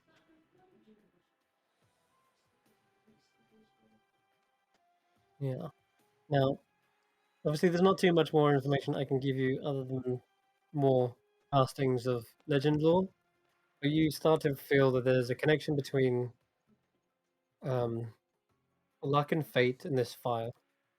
And if fire is if radiance is made up of fire and positive energy, then there's that connection there. And if the radiance is split and become part of these bards, then the element is no longer one whole.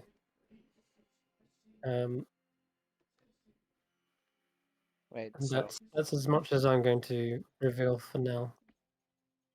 But only one individual has ever actually spoken of this. Obviously, I'm talking as a DM, but only one person in game, in world, has actually spoke of this, and that is that ancient dragon.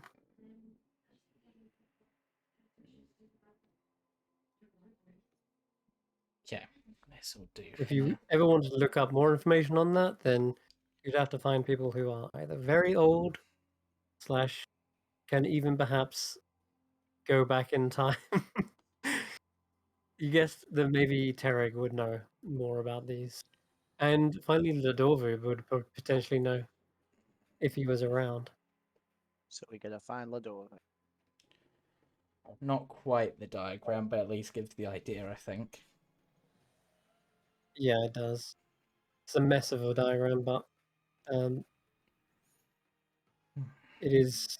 I'm determined to find this now. I'm just going to scroll back to that message. I found one in the Roll for Story cast chat that Did you? that seems a bit more connected.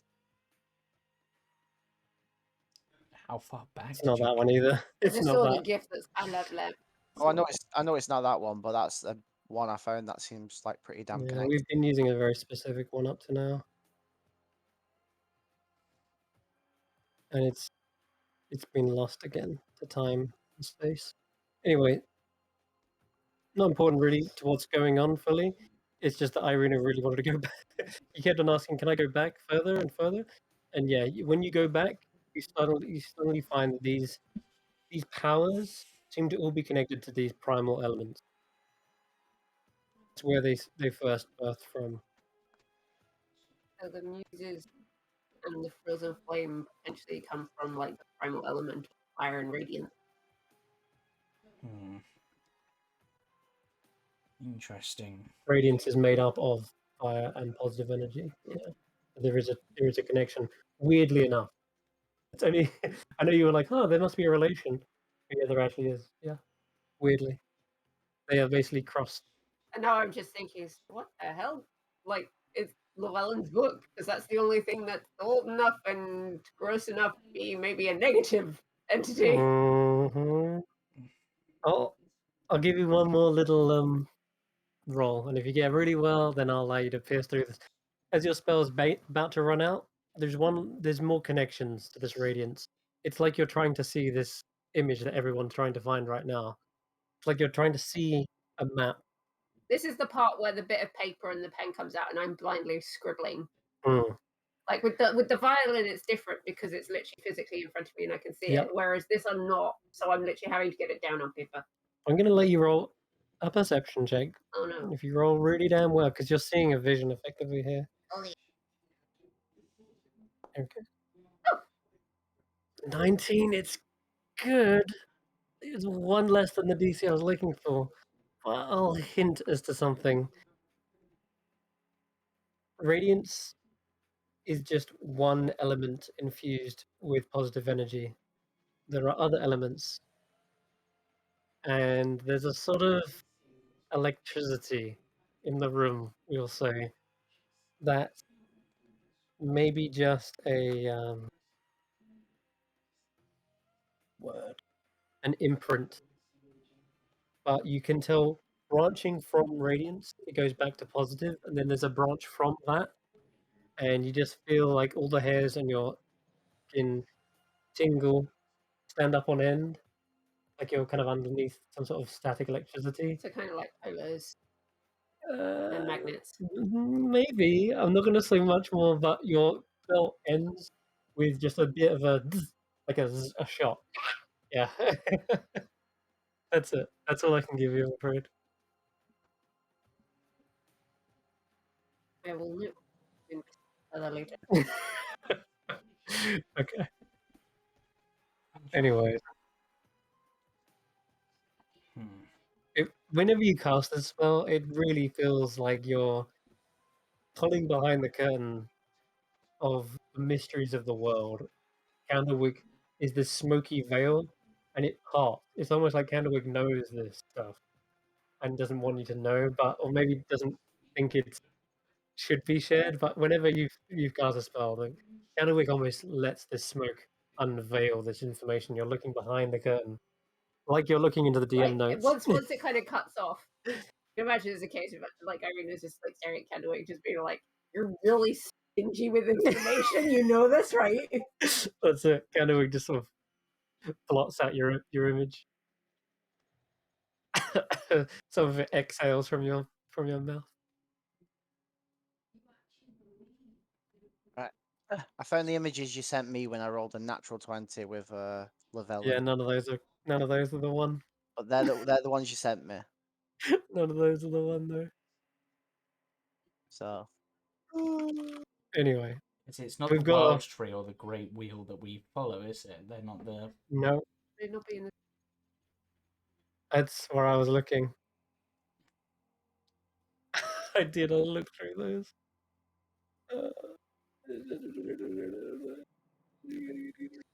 It's really annoying.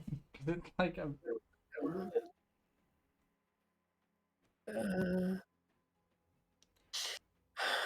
Guess it was really. I did look through these. I looked through it. So frustrating.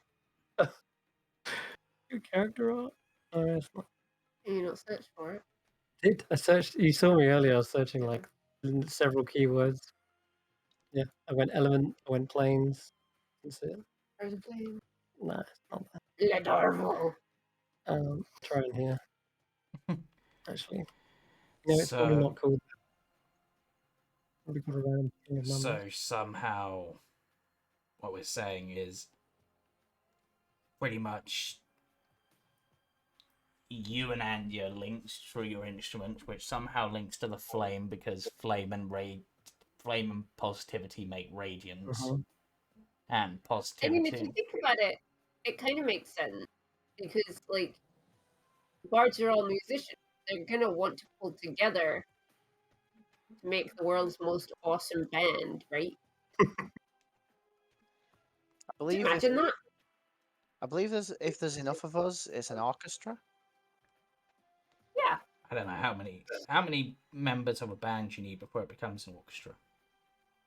9. Mm. Or is it 9 or 11? What Chris said in terms of all the muses.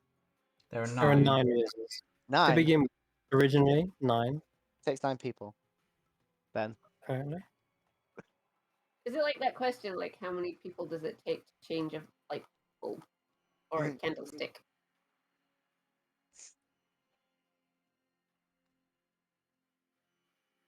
I can imagine somewhere there's like a load of musicians and they're all orcs and they name themselves the orchestra.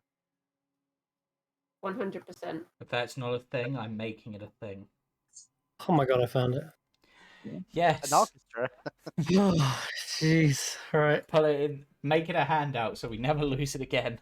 Yeah, I'm doing that. Because Karius has this information. He does. He literally has a book. Okay. You're absolutely Fun right. I'm making fact. it. Fewer than 50 members are called a chamber orchestra, while a full-size orchestra is usually 50 or more. Right. You're not They're an usually orchestra, called you're a band. symphony or philharmonic orchestras. We'll take our orchestra. If you needed to know that, I was just curious. Fun Yeah. fact. I was actually pretty curious and was going to look it up after the session. Right. Is that why it's not a handout? No, we'll figure it out. Also, somewhere we can look at it. I'm But working on it. Anyway, all of this information doesn't necessarily help you in the moment, and you're not even sure what to do with it. You just know that it's something that it's history. It's like history of the world almost. I mean, Can it help you? Maybe, maybe not. Maybe they're answers, but you don't have the questions. This whole Or- time I've been playing dramatic music to go with what we're talking about. Yeah. I Or mean, maybe they are questions which make more questions. I mean, All you know is that there seems to be connections to things at the very, very core. When you Wait. dive right back into origins, there seems I to be a connection to everything. I just had an idea thinking on the elemental plane diagram, which I have. Okay. Technically, we're in the Earth plane, and we're looking to get to the crystal cave. Crystals are minerals, and in order to get from Earth to... No, wait. The mixture between... For the mineral plane, essentially, is Earth and radiant, so maybe we need the Earth and positive. So maybe we need the positive aspects of the instruments in order to get to the crystal cave. Well, like there's going to be a doorway and we need to play our way through. Maybe. Maybe that's why they're trying to find the best bard, because they need someone to be able to open the door. The door, Vu. If this was the case, I appreciate like- the pun.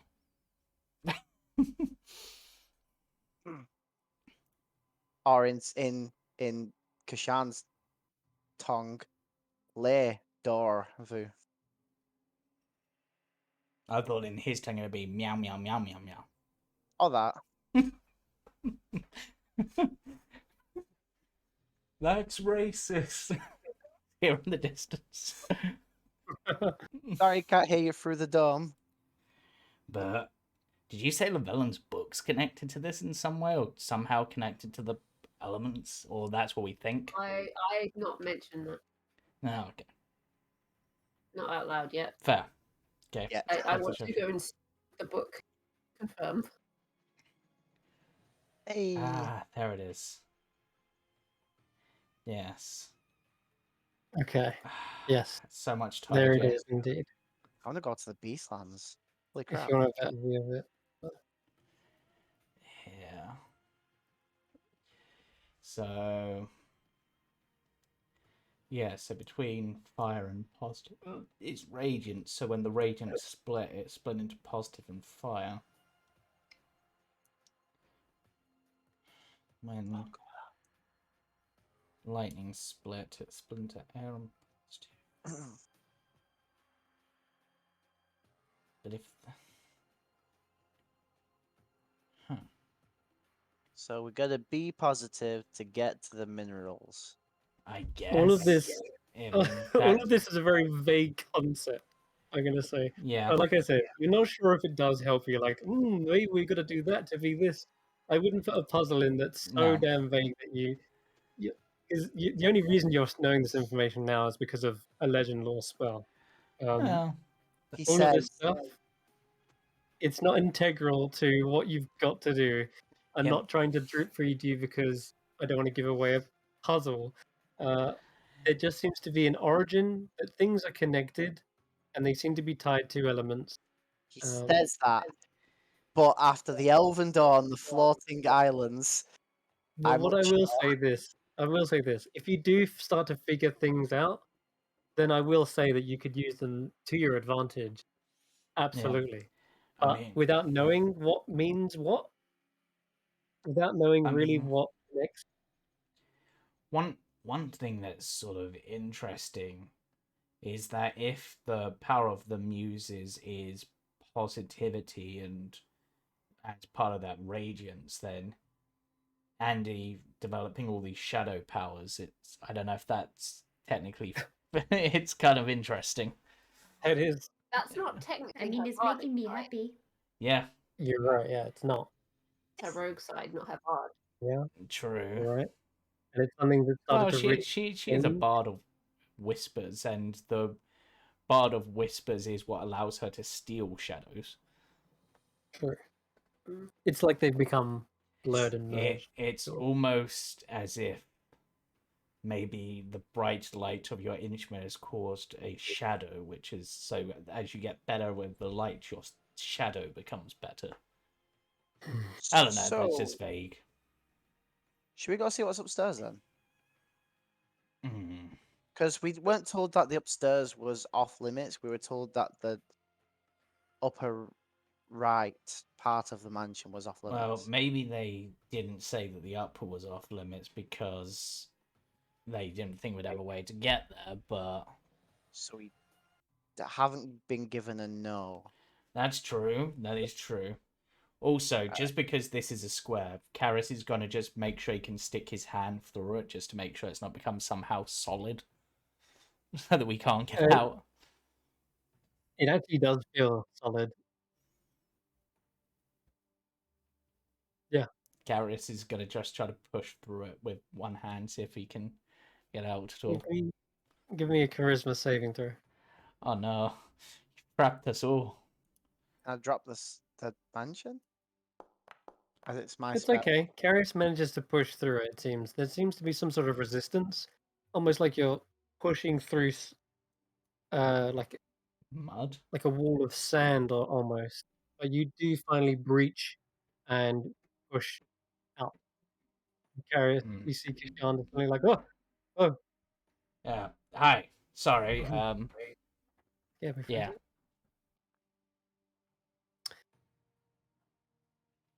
A little jumpy.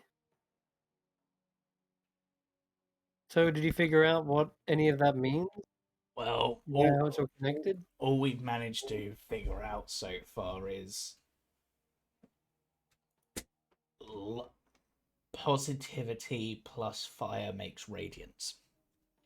Because that's vague enough that he's not actually, in case we are being spied on, not really telling much.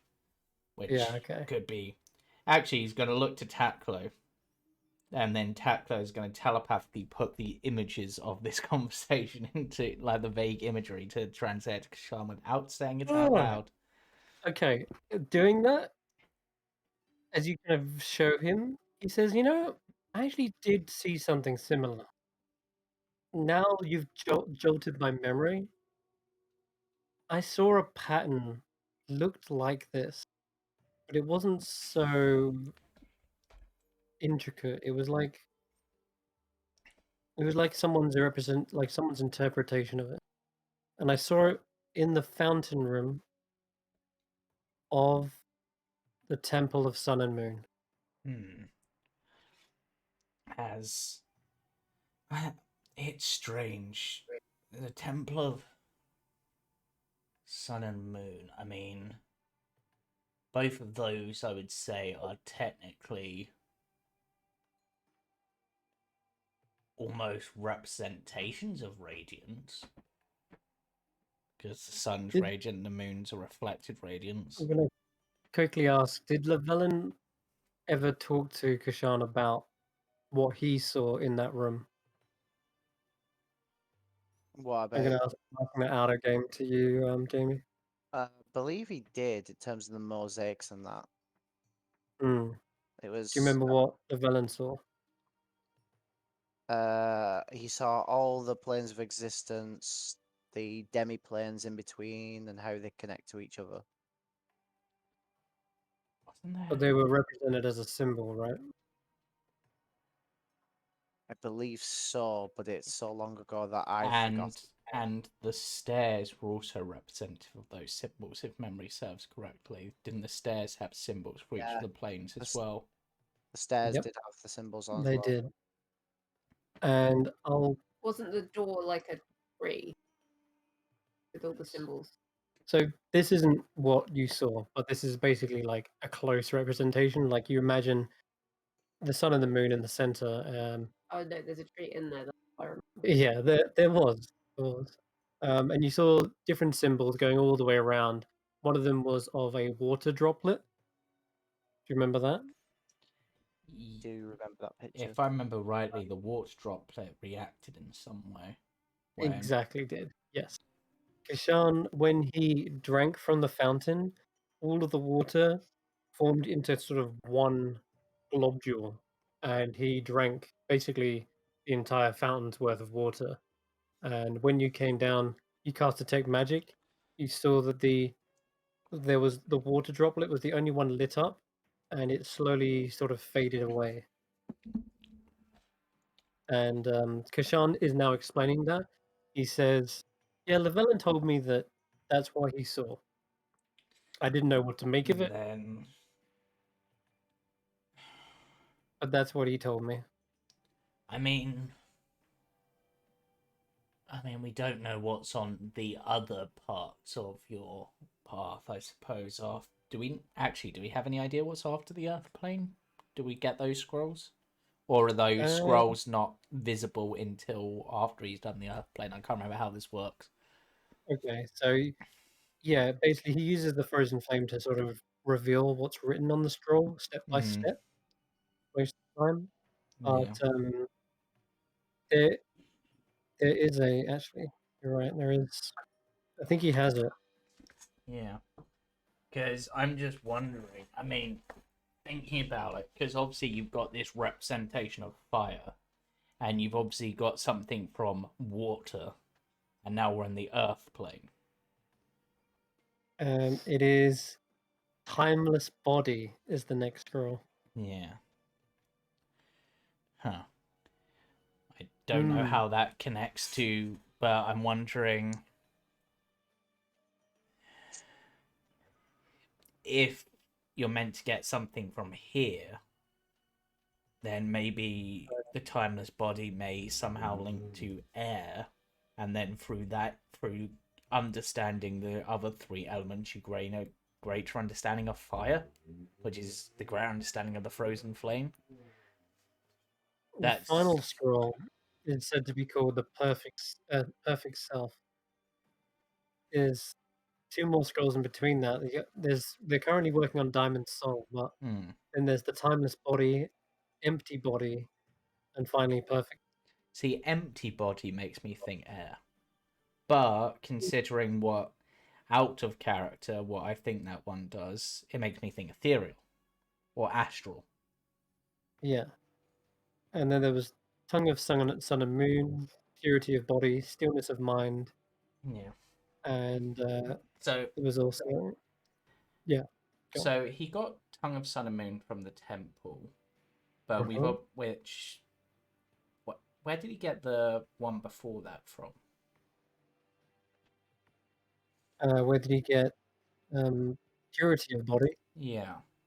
Yeah, well, That was simply through his own mastery during his meditation and training in Yeah. the monastery. Okay, because I'm just thinking. It seems like part of this whole path you've got, following it through. You went to the Feywild because he went to the Feywild.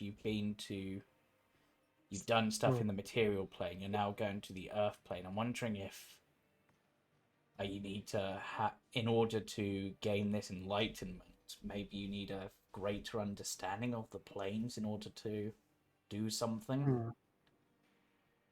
But that's just ideas at this point. I'm not. Kind of shrugs and says, "Well, I never went anywhere to master my mind and body. That was everything I learned within the temple." But everything else seems to be the soul, I guess. So you've mastered mind and body, so now you need to master spirit, I guess, and that's what these next steps are. And Yeah. obviously, through being able to connect your spirits to others, you're able to understand them and make yourself understood. Also, this is just me speaking as someone who reads a lot and believes in that sort of thing. And obviously, Candlewick's job. Spirits can go through walls, and we're in the plane of Earth, and the stairs lead to a ceiling that we can't get through. I mean, we can get through it.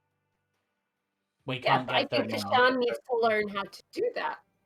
Maybe. Right? Here's Raheem's violin, by the way. So what? Do we just push the Catman into the wall until he passes through it? You don't know. The idea is it's like a monk thing, right? So he's got to learn and become one with spirit self.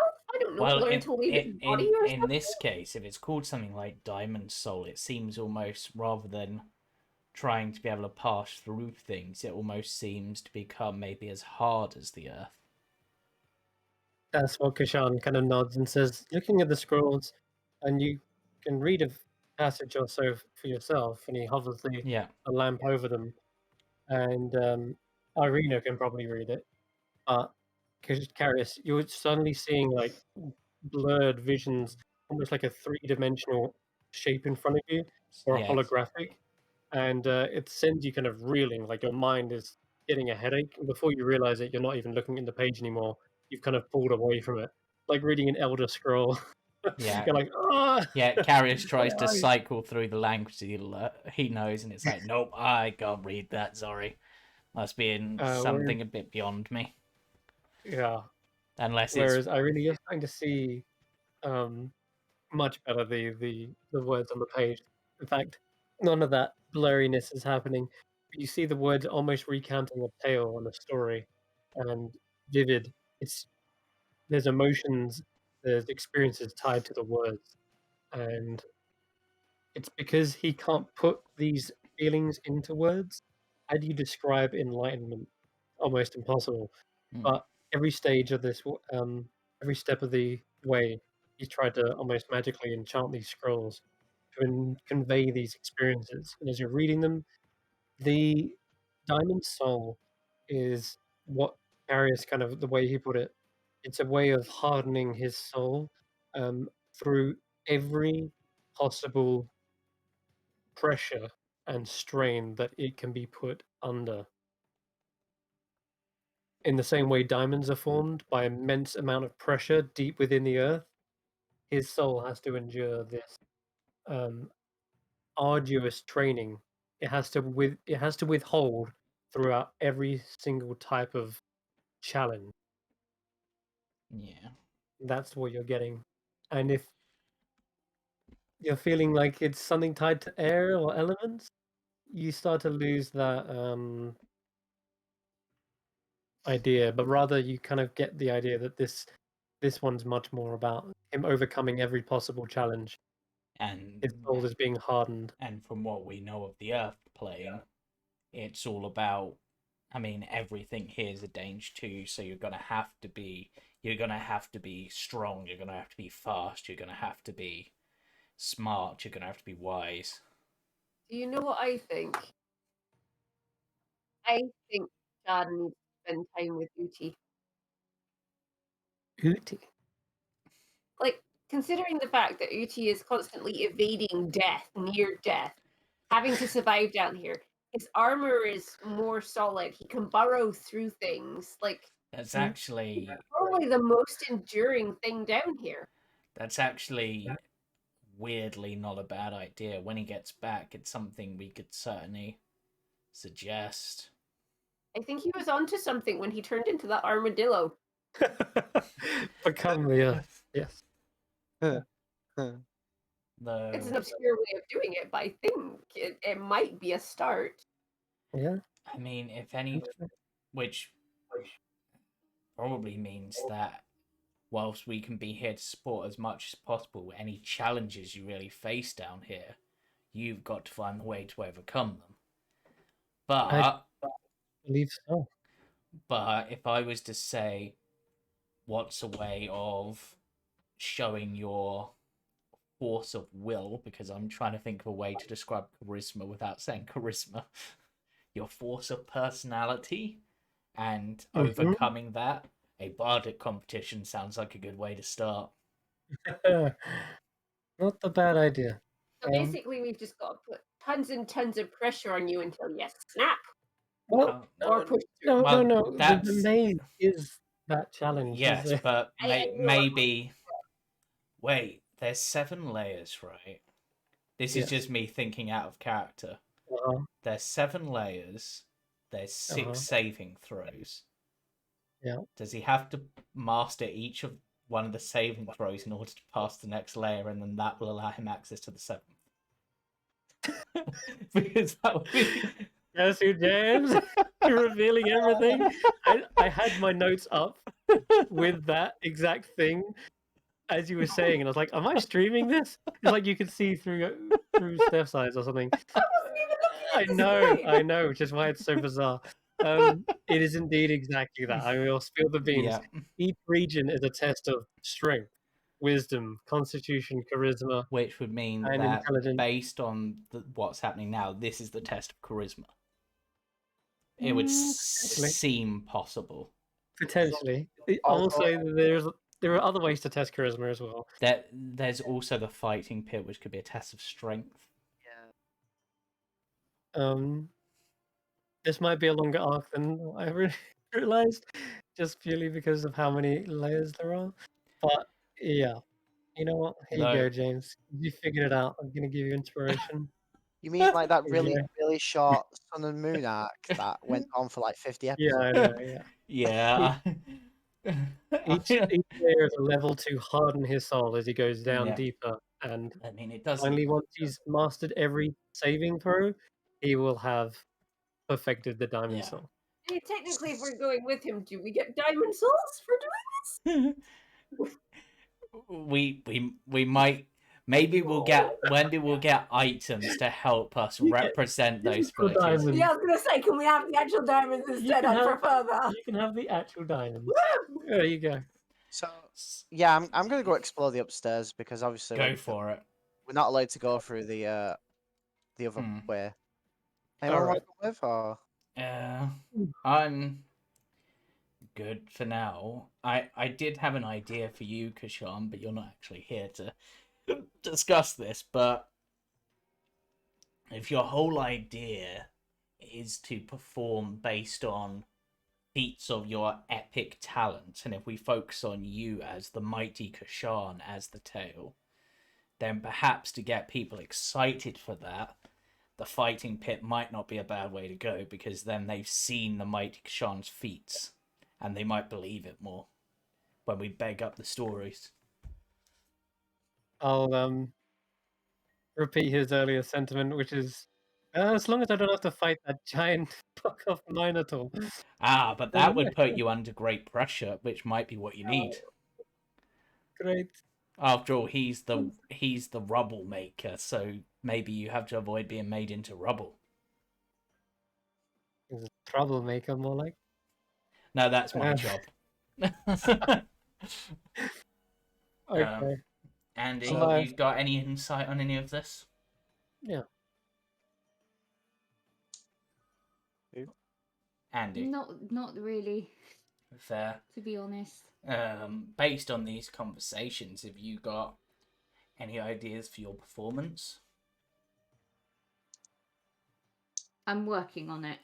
I mean, the only thing that came to mind for me based on the conversation is maybe you could try to tell the story of this like brave little child surviving on the street sort of thing, like facing all the odds and that's still the managing story to of my life. So Exactly. that shouldn't be too difficult. tell your life story and have Eirina represent Smolder.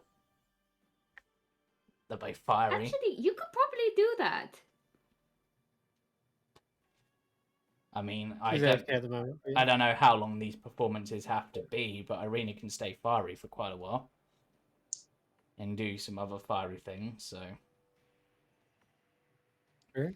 and if you need any representative of anything else, we can probably speak to the hetman and get you what assets you need to help with performance. Yeah, he did say he was actually going off to find out more details about the Yeah. in the first place. And when he returns, you'll be able to ask him, how does this competition work Yeah. precisely? Yeah. But You know okay, what? Elias. I'll send Tackler with Elias. Okay. Sure. I don't know where he went. Always I know he good to went send this him. way. Even over here. All right, Elias, you're going up in. You know what? This goes down. By the way, I just want to point out. It goes down. The other staircase goes up. I'll try this one first. See where this leads. Okay. Okay. Okay. I'll do pass wall first. 20 feet long. Alright. Okay, Elias. You find yourself going through the wall floor, solid stone, granite, and much more hardier materials. You actually start to find there is a metallic barrier in front of you as well. And in this metallic barrier, as you're kind of feeling around, you actually find there's a keyhole. Ooh. Strangers who lived in a house like Is there You got. is there a handle? Hold on a second. Passport. Just let me just cast it into the chat for me so I can see the full. I can't go through metal. Didn't If that- think you could. No, so if there's a key, Perfect. All right. it So lasts you an hour. find there is solid wall, and then suddenly solid metal wall, and there is a keyhole, but quite big, quite a big keyhole. You reckon you could fit your whole hand into it? Can Tackler go through the keyhole? Oh my god, he can. Yeah, if he's got the spell cast. Wait, cast. It's a passage. He's basically just opened a passage and Tackler's yes. with him. So Okay, Tackler's got to go through the keyhole. Okay. I alright. am the key. I mean, I could just dimension doors into Yeah, if I can You if I could. can see through the actually, keyhole. I'm kind of tempted. As Tackler can get inside the keyhole, can he see the lock mechanism? Just pry him up with his claws.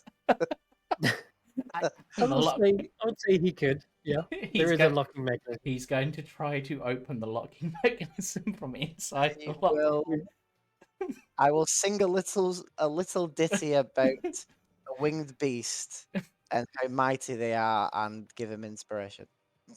Sure. Up to no good, are you? All right, you guys, give me a. We weren't told we couldn't go What out would this here. be? Good.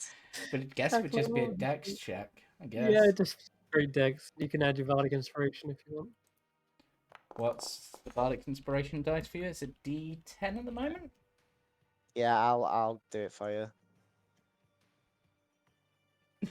So 17. Okay.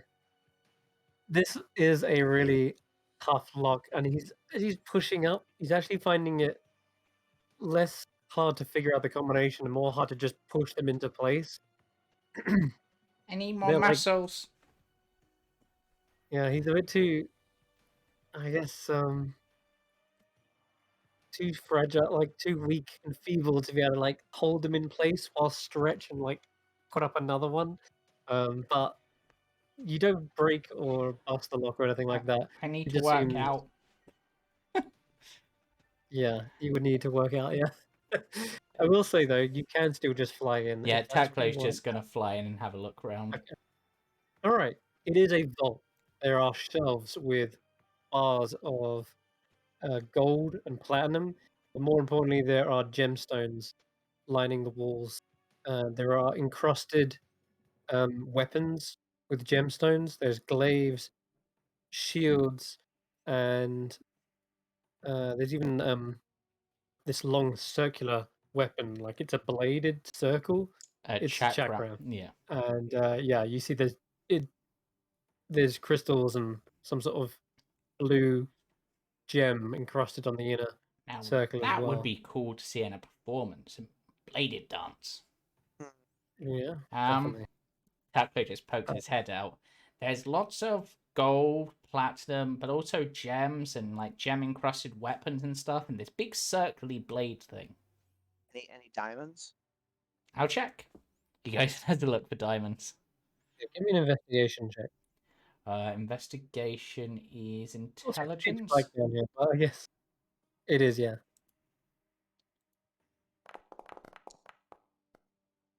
I mean, No technically diamonds, no. he has blind sight, so 10 feet. So he's like, Oh, he does, does he? Okay. Yeah, Well, 10-foot you blind sight. definitely don't find any diamonds, but there are some gnarly-looking weapons in here. Would you? I guess you'd expect from maybe a collector and such. Yeah. Looking over these, though, some of these don't look like they're display purposes. They really have a sharp and keen edge. Some of them maybe have that kind of magical luster to them. That's probably actually providing some very faint ambient light. Taklo is going to have a look to see if he can see any runes that he can then basically try to... Actually, based on distance for a moment. Am I close enough? No, he couldn't. He'd have to go back. I was seeing if Karius was within 100 feet of him, because then he could just project this to Karius directly now. But he's going to try to see if he can see any like runic symbols, particularly on the big circly weapon and the glaives, because he knows Karius likes his glaives. He's got 2 of them, and see if he can, memorize them to tell Eirina and Karius about them. Yeah, you can give me another Arcana check. Oh god, intelligence checks. Damn it, it's even worse. He's not I don't very see any smart. runes on them. Again, weirdly, because you'd expect them to be some sort of magical enchantment in here. I'll say that there is a scroll. There is a shelf full of scrolls as well that you would have spotted. Taklo And hovers you over. can go over to those instead if you want. Yeah, Taklo hovers over and tries to have a look. And actually, let me just read how his limited up to that. So he's going to magically communicate the images of these to Elias via his limited telepathy. Okay. So Elias can even roll an intelligence check if they want. Yep. This would be an Arcana. Yep. An Arcana. Yeah. Also, Taklo, as you're rooting around the scrolls, you find there is a shelf below that with the bands on them, the gold bands, same ones you've got. And you read these, and they are indeed scrolls of magic aura. Ah. Well, that doesn't sound good. It looks like my guess. Maybe those are used on this. Projects the images. The bands of magic aura. Basically, they've got Nistel's magic aura scrolls, which Taklo is basically. I guess with his intelligence check, he'd get that right. So should I just explain it? So essentially, with that Nistel's magic aura, you can disguise what school it's from, or even make a magical object seem completely mundane. Correct. Am I able That's to? So you'd have to dispel the magic aura to be able to tell what is underneath. Yeah, I mean, it's only, I want to say it's a second level spell, magic aura, Nistel's magic aura, or is it third? Yeah. You can look it up in Foundry by typing in Arcanist magic aura, or It's- just type in magic aura. It's likely something to probably like the actual bands, something to do with not being able to harm your honor or something. Well, if we know that we know it's there, we need to, but can you do one of those whole, see what a magic item can do spells? No. I knew someone who could. Yeah, nobody Don't seems to help be able to right do now. that. It's weirdly a rare ability, it seems, because nobody seems to know how to do that one. Only Lavellum. Yeah. Huh. Interesting point. Be quite a waste of a spell slot. But I don't have to see what I'm animating to animate it. Could I open a lock by animating the pins to move themselves? Are you talking about animate objects, right? Yeah. It just says you choose objects within range. Yeah, I've been reading up a lot on stuff that says have range, and I know some spells say you need like a creature in sight, but I think the normal casting rules for casting spells say when if something references in range, it means as in range to see it. I mean, you can see Because the I've looked lock. up basically when you look up counterspell is an example. Give you an example. Counterspell says you attempt to interrupt a creature in the process of casting a spell. Note how it doesn't say a creature within range or a creature within sight. It just says interrupt a creature. Well, in order to interrupt that creature, you need to see it as per the normal casting rules of casting a spell. Hmm. Which, in other words, in fact, right there it says an asterisk, which you take when you see a creature within 60 feet of you casting a creature spell. Yeah. Casting a spell. And they've actually added that on D&D Beyond because so many people get confused. When you cast a spell, you kind of need to be your target. Unless it's something like Shatter, which specifically says otherwise. You just need Right. Yeah. So I know So- that area exists, so I can shatter it, basically. Well, what about with Taclo? If Taclo was sending me the images of these. I mean, technically, you can Yeah. see into the lock. If it's big enough for Taclo to get into it, you can probably put your eye right up to it to see the pin. Yeah. Seeing inside isn't actually that big of a deal. Not If you that, want to get a light and shine in, yeah, not that I'm going to waste a spell slot to do No. that. It was just an interesting Yeah. idea. Yeah. my question is, why do you want to get in? I was interested as to what was in it, and we've not been told we Yeah. can't go in here. How big are these scrolls? They're normal size scrolls, like they're Would they fit through the lock? Would one of them fit through the lock? possibly, yeah. Taclo considers this and just like, Elias, do you want one of these scrolls? It's probably the only thing that'll fit. That's a nice thought and all, but we're not stealing from this guy. That's fair. Taclo's We just- also going to look around because there's all sorts of weapons in here and see if there's any weapons small enough for him to use. Just because why not? Give me one more investigation check, and I'll say with advantage because Just you said it exploring. specifically. Yeah. Oh. 10. He's not very smart. You look around. The only things that look big enough are like a couple of rings. But those aren't weapons, of course. So Taclo looks at the rings and it's just like, I could. That would look really good on my tail.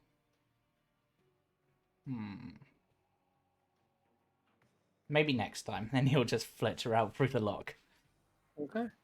He's not going to take anything yet, but he's mentally memorized as much as he can so he can show Karius later through their bond. We are not thieves. Well, We are exploring. Also, that pass wall only lasts an hour. yeah. Well, I mean, you say we're not thieves, but actually, that's probably not my place to say. But Now, you'll have to ask them. Ask the group. The rings were a black and gold, and they had a skull engraved in them as well. Oh, that's really cool. Mhm. I'm just imagining that on Taplo's tail now. Yeah. so Okay. we found a room full of treasure. Seemed pretty cool. Some of it was magical, and there were also scrolls, and those scrolls were of magic aura. There you And- go. They're using them on them. Their things that go around. And apparently Elias has cast blur. Ah, Well, these rings, and Kesh'an holds them up. He's got two on his Yeah. arm. Yeah. Ah, So they could have all kinds of properties on them. They could be slowly making you go bald. I take them off. so does Kesh'an. He takes them off as well. And he starts inspecting his hair, pulling it violently enough that he probably does get a tuft here and there, and he's like, "You're right." We will wait till Heros Haran. gives us an Haran. explanation of that before But- I trust. What we could Karius actually said is so we know there's stuff there, but they don't know we know. So maybe we could request equipment for the performances, which might get us access to there to have a look round properly. I mean, we could dimension door into there. True, but I'm trying not to break and enter too much. If we can get actual permission to get in there from them without actually specifying that'd be kind of cool. Anyway, Yeah, but we've been told we can go anywhere in this place apart from the quarters in the northeast. yeah. Eirina, do you want one of the scrolls? As Sure. interesting as that sounds, let's not aggravate this guy. True. Yeah, I mean, there were lots of them, but Who's got the scroll now? Karius. no one. Taklo didn't actually take He it. left. Okay, all right. He was going to go back because the pass wall's still active for a bit unless he drops the concentration. So I told him Yeah. not to steal. yeah. But anyway, there's another set of stairs. Anyone want to come with? So at this point, you see some of the servants do come in, and they just seem like they've had some food, and they've now got like a glass of wine or something. And they see you guys. I'm guessing that hut's gone now, by the way. Yeah. Yeah, as soon as I left it. So they're like, "Oh, sorry to intrude." No, it's They- fine. they- It's fine. We're all Taklo's like we're all on the same side, right? Yes, we are. All Well, friends. we were supposed to be the entertainers until you suddenly got swept up, and it seems like he's making quite a risk in putting all his money on you guys. You were just picked up off the streets randomly. Well, Don't you join us for the performance? exactly. We could make bigger bands. Uh, Or a bigger, if you need an extra pair of hands, that we'll be willing to help. we don't want to push you out, so you're happy to join us for the performance. Yeah, I mean, I could- Find some roles for you guys. If you need That's- extras, Yeah, extras. extras are always good. It's always good to have an extra pair of hands. or costume design, another one speaks up. You see Ooh. this gonna go a feathered hat.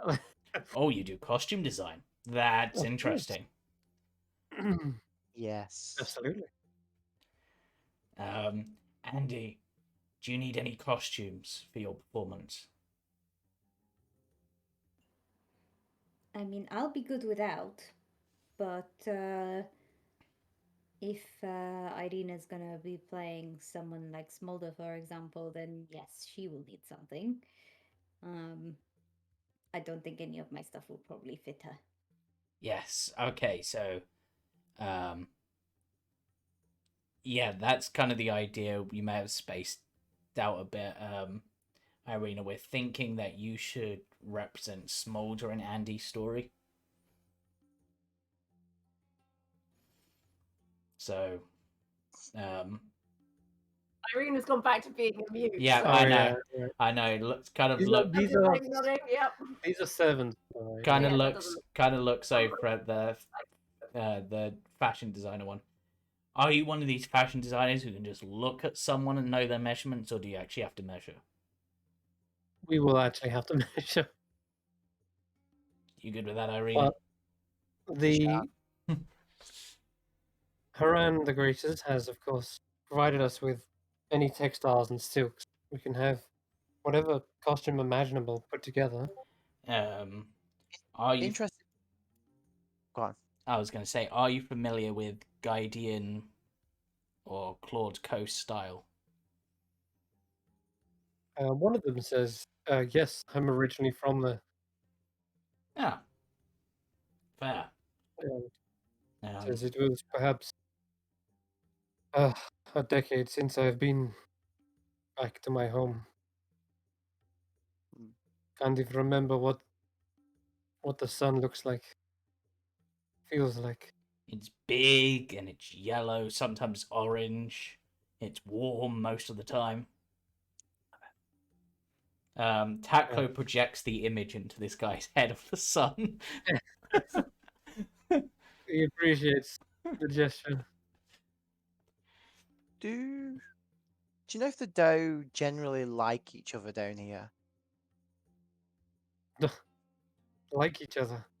They're constantly trying to outdo each other. What do you mean? They're crafty. They are vying for power and wealth. They're constantly looking to cheat each other out of their hoards, their wealth. Is there a thing or a being that would represent the Dow? To an extent? Are themselves? Yeah, I want to dress my friend up here as a Dow as part of the performance.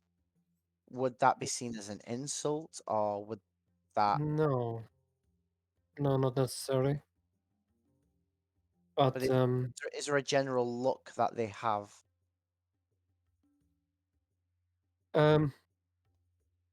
Powerful, muscular, strong. They are Oh, Kesh'an's got that. yeah, well, they're used to the hardier elements down here. So most of them look pretty tough. I meant style-wise. Costume. Style, they seem to each adopt their own like style, but anything that shows a copious amount of wealth and standing.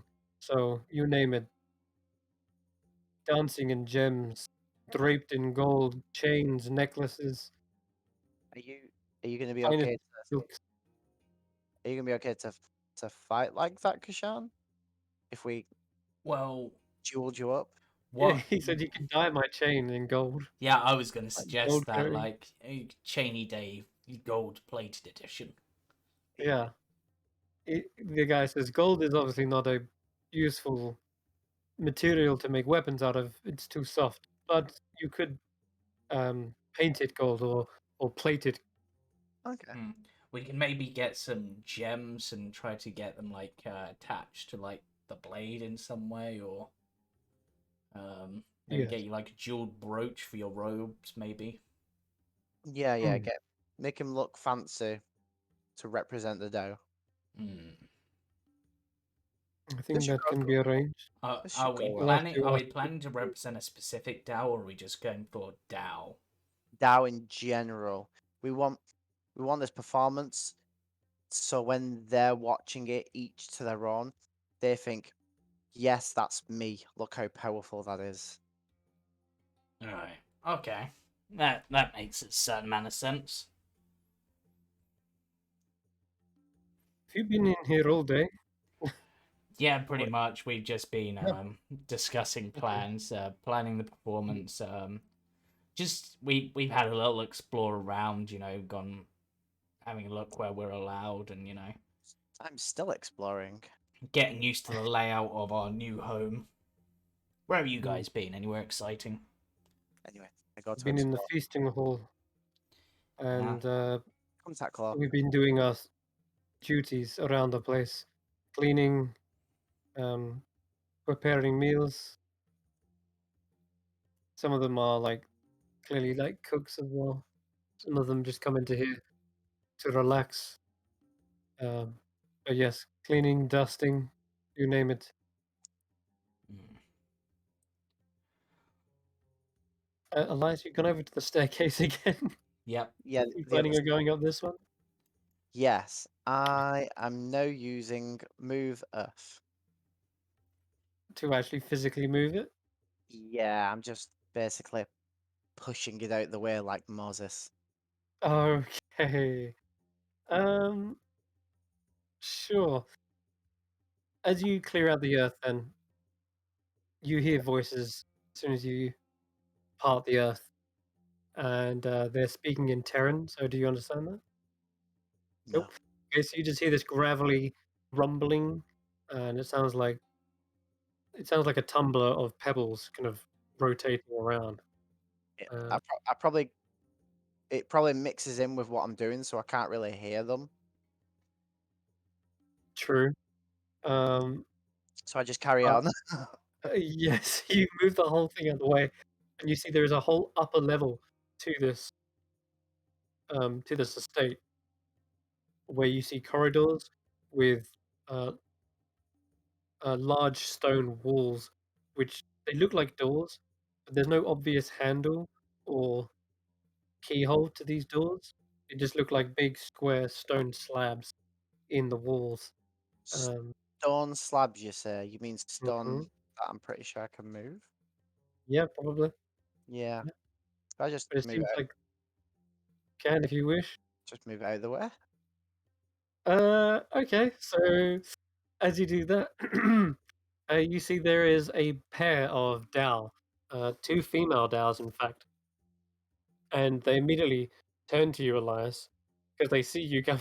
They see you come in, and they shout something in Terran that sounds like a stone cracking, splitting down the middle, and one of them rises up and grabs from the wall a large great hammer. This with the head being the size of your torso itself. Put my hands up, just like, hello. Backflow just So waves. what that? What I do? You, let's see if they can even speak. If they can even understand you. They're quite well educated now, but nonetheless. Why the hell? I don't know down. Hold on a sec. Backflow is going to try to project the image into their head. No offense. Yeah, no, they didn't seem to speak in common. They actually just float towards you, and you say like you get your hands up. So I guess at the very least you're trying to present that you're not a threat. But nonetheless, one of them grabs you by the head and picks you up off the floor. He probably pulled me by the hair.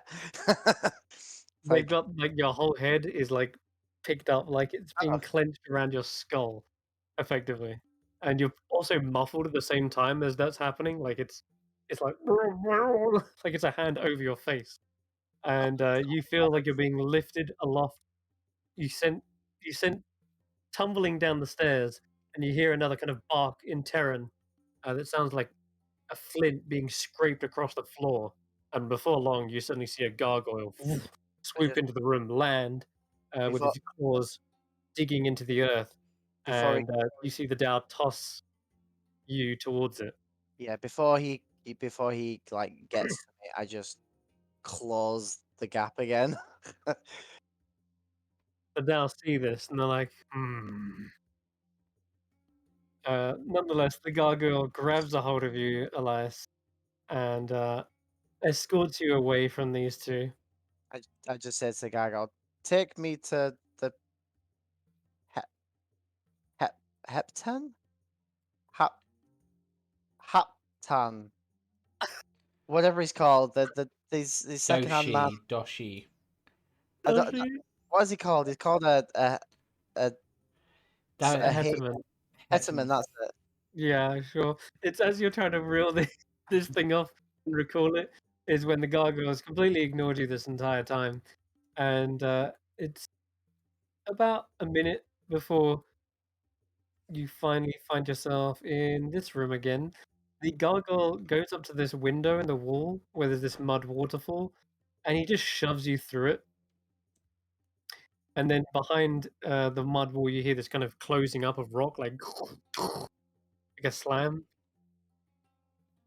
And then there's a second layer, and then the gargoyle slides the wall open again. And there's a look of confusion on his face, and then concern. His frown is like furrowed deeply, and then he rolls his eyes and then grabs you again, realizing why is he putting you in a prison of stone when you just literally demonstrate that you can go through stone. So instead, he drags you towards the northeast chamber, and to do that, he actually goes past I this just wall here. So you I'm do just see like Elias being sending- dragged. I'm just sending messages to him. I'm just like, help, help, help, help. Boop, boop, boop, boop. Taklo's just sort of sitting on Elias's head going, wee! He's just off for the ride. Oh dear. No. I was told I wasn't allowed in here. You hear the gargoyle knock on the stone wall, and there's this kind of deep, hollow sound. And Taklo's then- going to quickly hide inside Elias's clothing. Probably actually in his Okay. hair. You then hear a something on the other side of the wall speaking in Terran, and the gargoyle once again grindingly grits his teeth, and you hear the door suddenly slide open, and the gargoyle converses with Terran, and he looks at you, and he's got his arms folded. He takes a deep sigh and shakes his head. He says, I don't know what I did wrong, but I didn't come into your northeastern chamber. he looks at you. Are you wearing the gold bands? I am, yes. He says, "Don't bother explaining. Just." He looks at you and he grabs your arms and he pulls the two rings off of them. Are they? Were they friends or family or? They are of no concern to you. That's what they are. Okay. You're not supposed to be nosing about upstairs. Didn't know that you could even get up there. Now I do. I'll have to place extra restrictions. I mean, if you tell me I'm not allowed to go up there, I won't go. I just Anywhere there is a wall is where you're not supposed to go. Let's put it that way. okay. Wait, but there's walls everywhere. So don't go through them. And he slams the door shut. And the gargoyle drags you away. And, I want to try it. Can I Oh, roll a you stealth check for Taklo? Oh can, yeah. no! yeah, you can. 13? 13. Let me see. He's just going to try to slowly sneak out of Elias's hair and just sort of crawl towards the door, hoping he's not spotted. But if he even sees the guy even turn to look at him, he's just going to run. Well, in classic D&D fashion, nothing has a good passive perception. You actually do manage to sneak past both. Hold on, let me check the gargoyle though. Come on. No, passive perception 10. Why do they even have passive perceptions? Honestly, you managed to sneak in, and Taklo's you going to probably see the hide door. under this table for now. The Wait, door slamming was such a swift motion. He's already turned around in that motion, and he has his back to you. And he's gone over to this large, like marble pillar. And it's not a pillar as such as it is more just like a tube. It's big enough for the rings to fit over. Or sorry, Mm. should I say small enough? And he places the ring over it and slides it down on the pillar, and you suddenly see a mouth appear on the pillar itself, and it begins speaking in Elias's voice. And it's saying everything that Elias has said since he put those bands on. Oh. I mean, he technically took them off whilst he was in the hut, so nothing that was said in there. Indeed, he does. So it says like, "Oh, I was just going to explore," and then you hear him saying, "Oh, sorry, I mean no harm, and you can take me to the Hetterman. Hetterman? Is it Hetterman?" And you can hear him repeating all these lines that he just said. All the while, you see Heron is just rolling his eyes at this point. Yeah, you realize this is somehow summoning a magic mouth that's repeating everything that Elias has said whilst wearing them. Wait, he knows my performance before I even do it? Ah, Well, he spoilers. does it. I mean, anyway, he doesn't find anything incriminating. Although, Elias, were you wearing them when you went down to the basement? You were, weren't you? I would have been, yeah. Yeah. So he knows you've been down there, and you know that he knows. Yeah, that's So, just yeah. like, But then he would have also heard me say, "No, don't take that. We're not going to steal from him. We're not thieves." yeah, and True. Taklo is just projecting this to Karius, and Karius is just like, He begins to leave. He begins to leave the room. Oh, no. Taklo, you can follow if you want, but No, he's this is closing the door Taklo's behind him.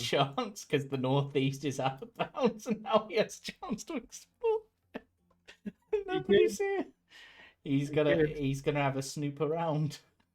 Okay. You see Heron exit out of the west exit. And before we get into like what's in this room, I think is a good place to end it tonight. Yeah. Because yeah. But snooping is afoot. You definitely hear doors opening and sliding, and you can only guess where he's gone. Maybe to check that Elias hasn't stolen anything. But in the meantime, yeah, it seems you've got a little snooping to do. But yeah, I think that's where we'll wrap up. Give you guys some more time to think about what kind of performance you want to do. I think this is concluding 1 day's worth of your downtime, sort of spending time casting spells and discussing. So, but if there's anything else you want to do, let me know next time between now and next session, and we'll see if we can fit it in. But yeah, thank you very much for watching. We'll tune in on Sunday for the Carnival cards, continuing the Witchlight Carnival, and see if they finally confront Mr. Witch and Mr. Light about what they are keeping secret. And then we will go to Monday, which I don't think are we playing. No, Monday? we're not playing this Monday because you played last Monday. Gotcha. All right. Then we'll be back next Friday, same time. See you all then. Yeah. Bye-bye. Bye for now.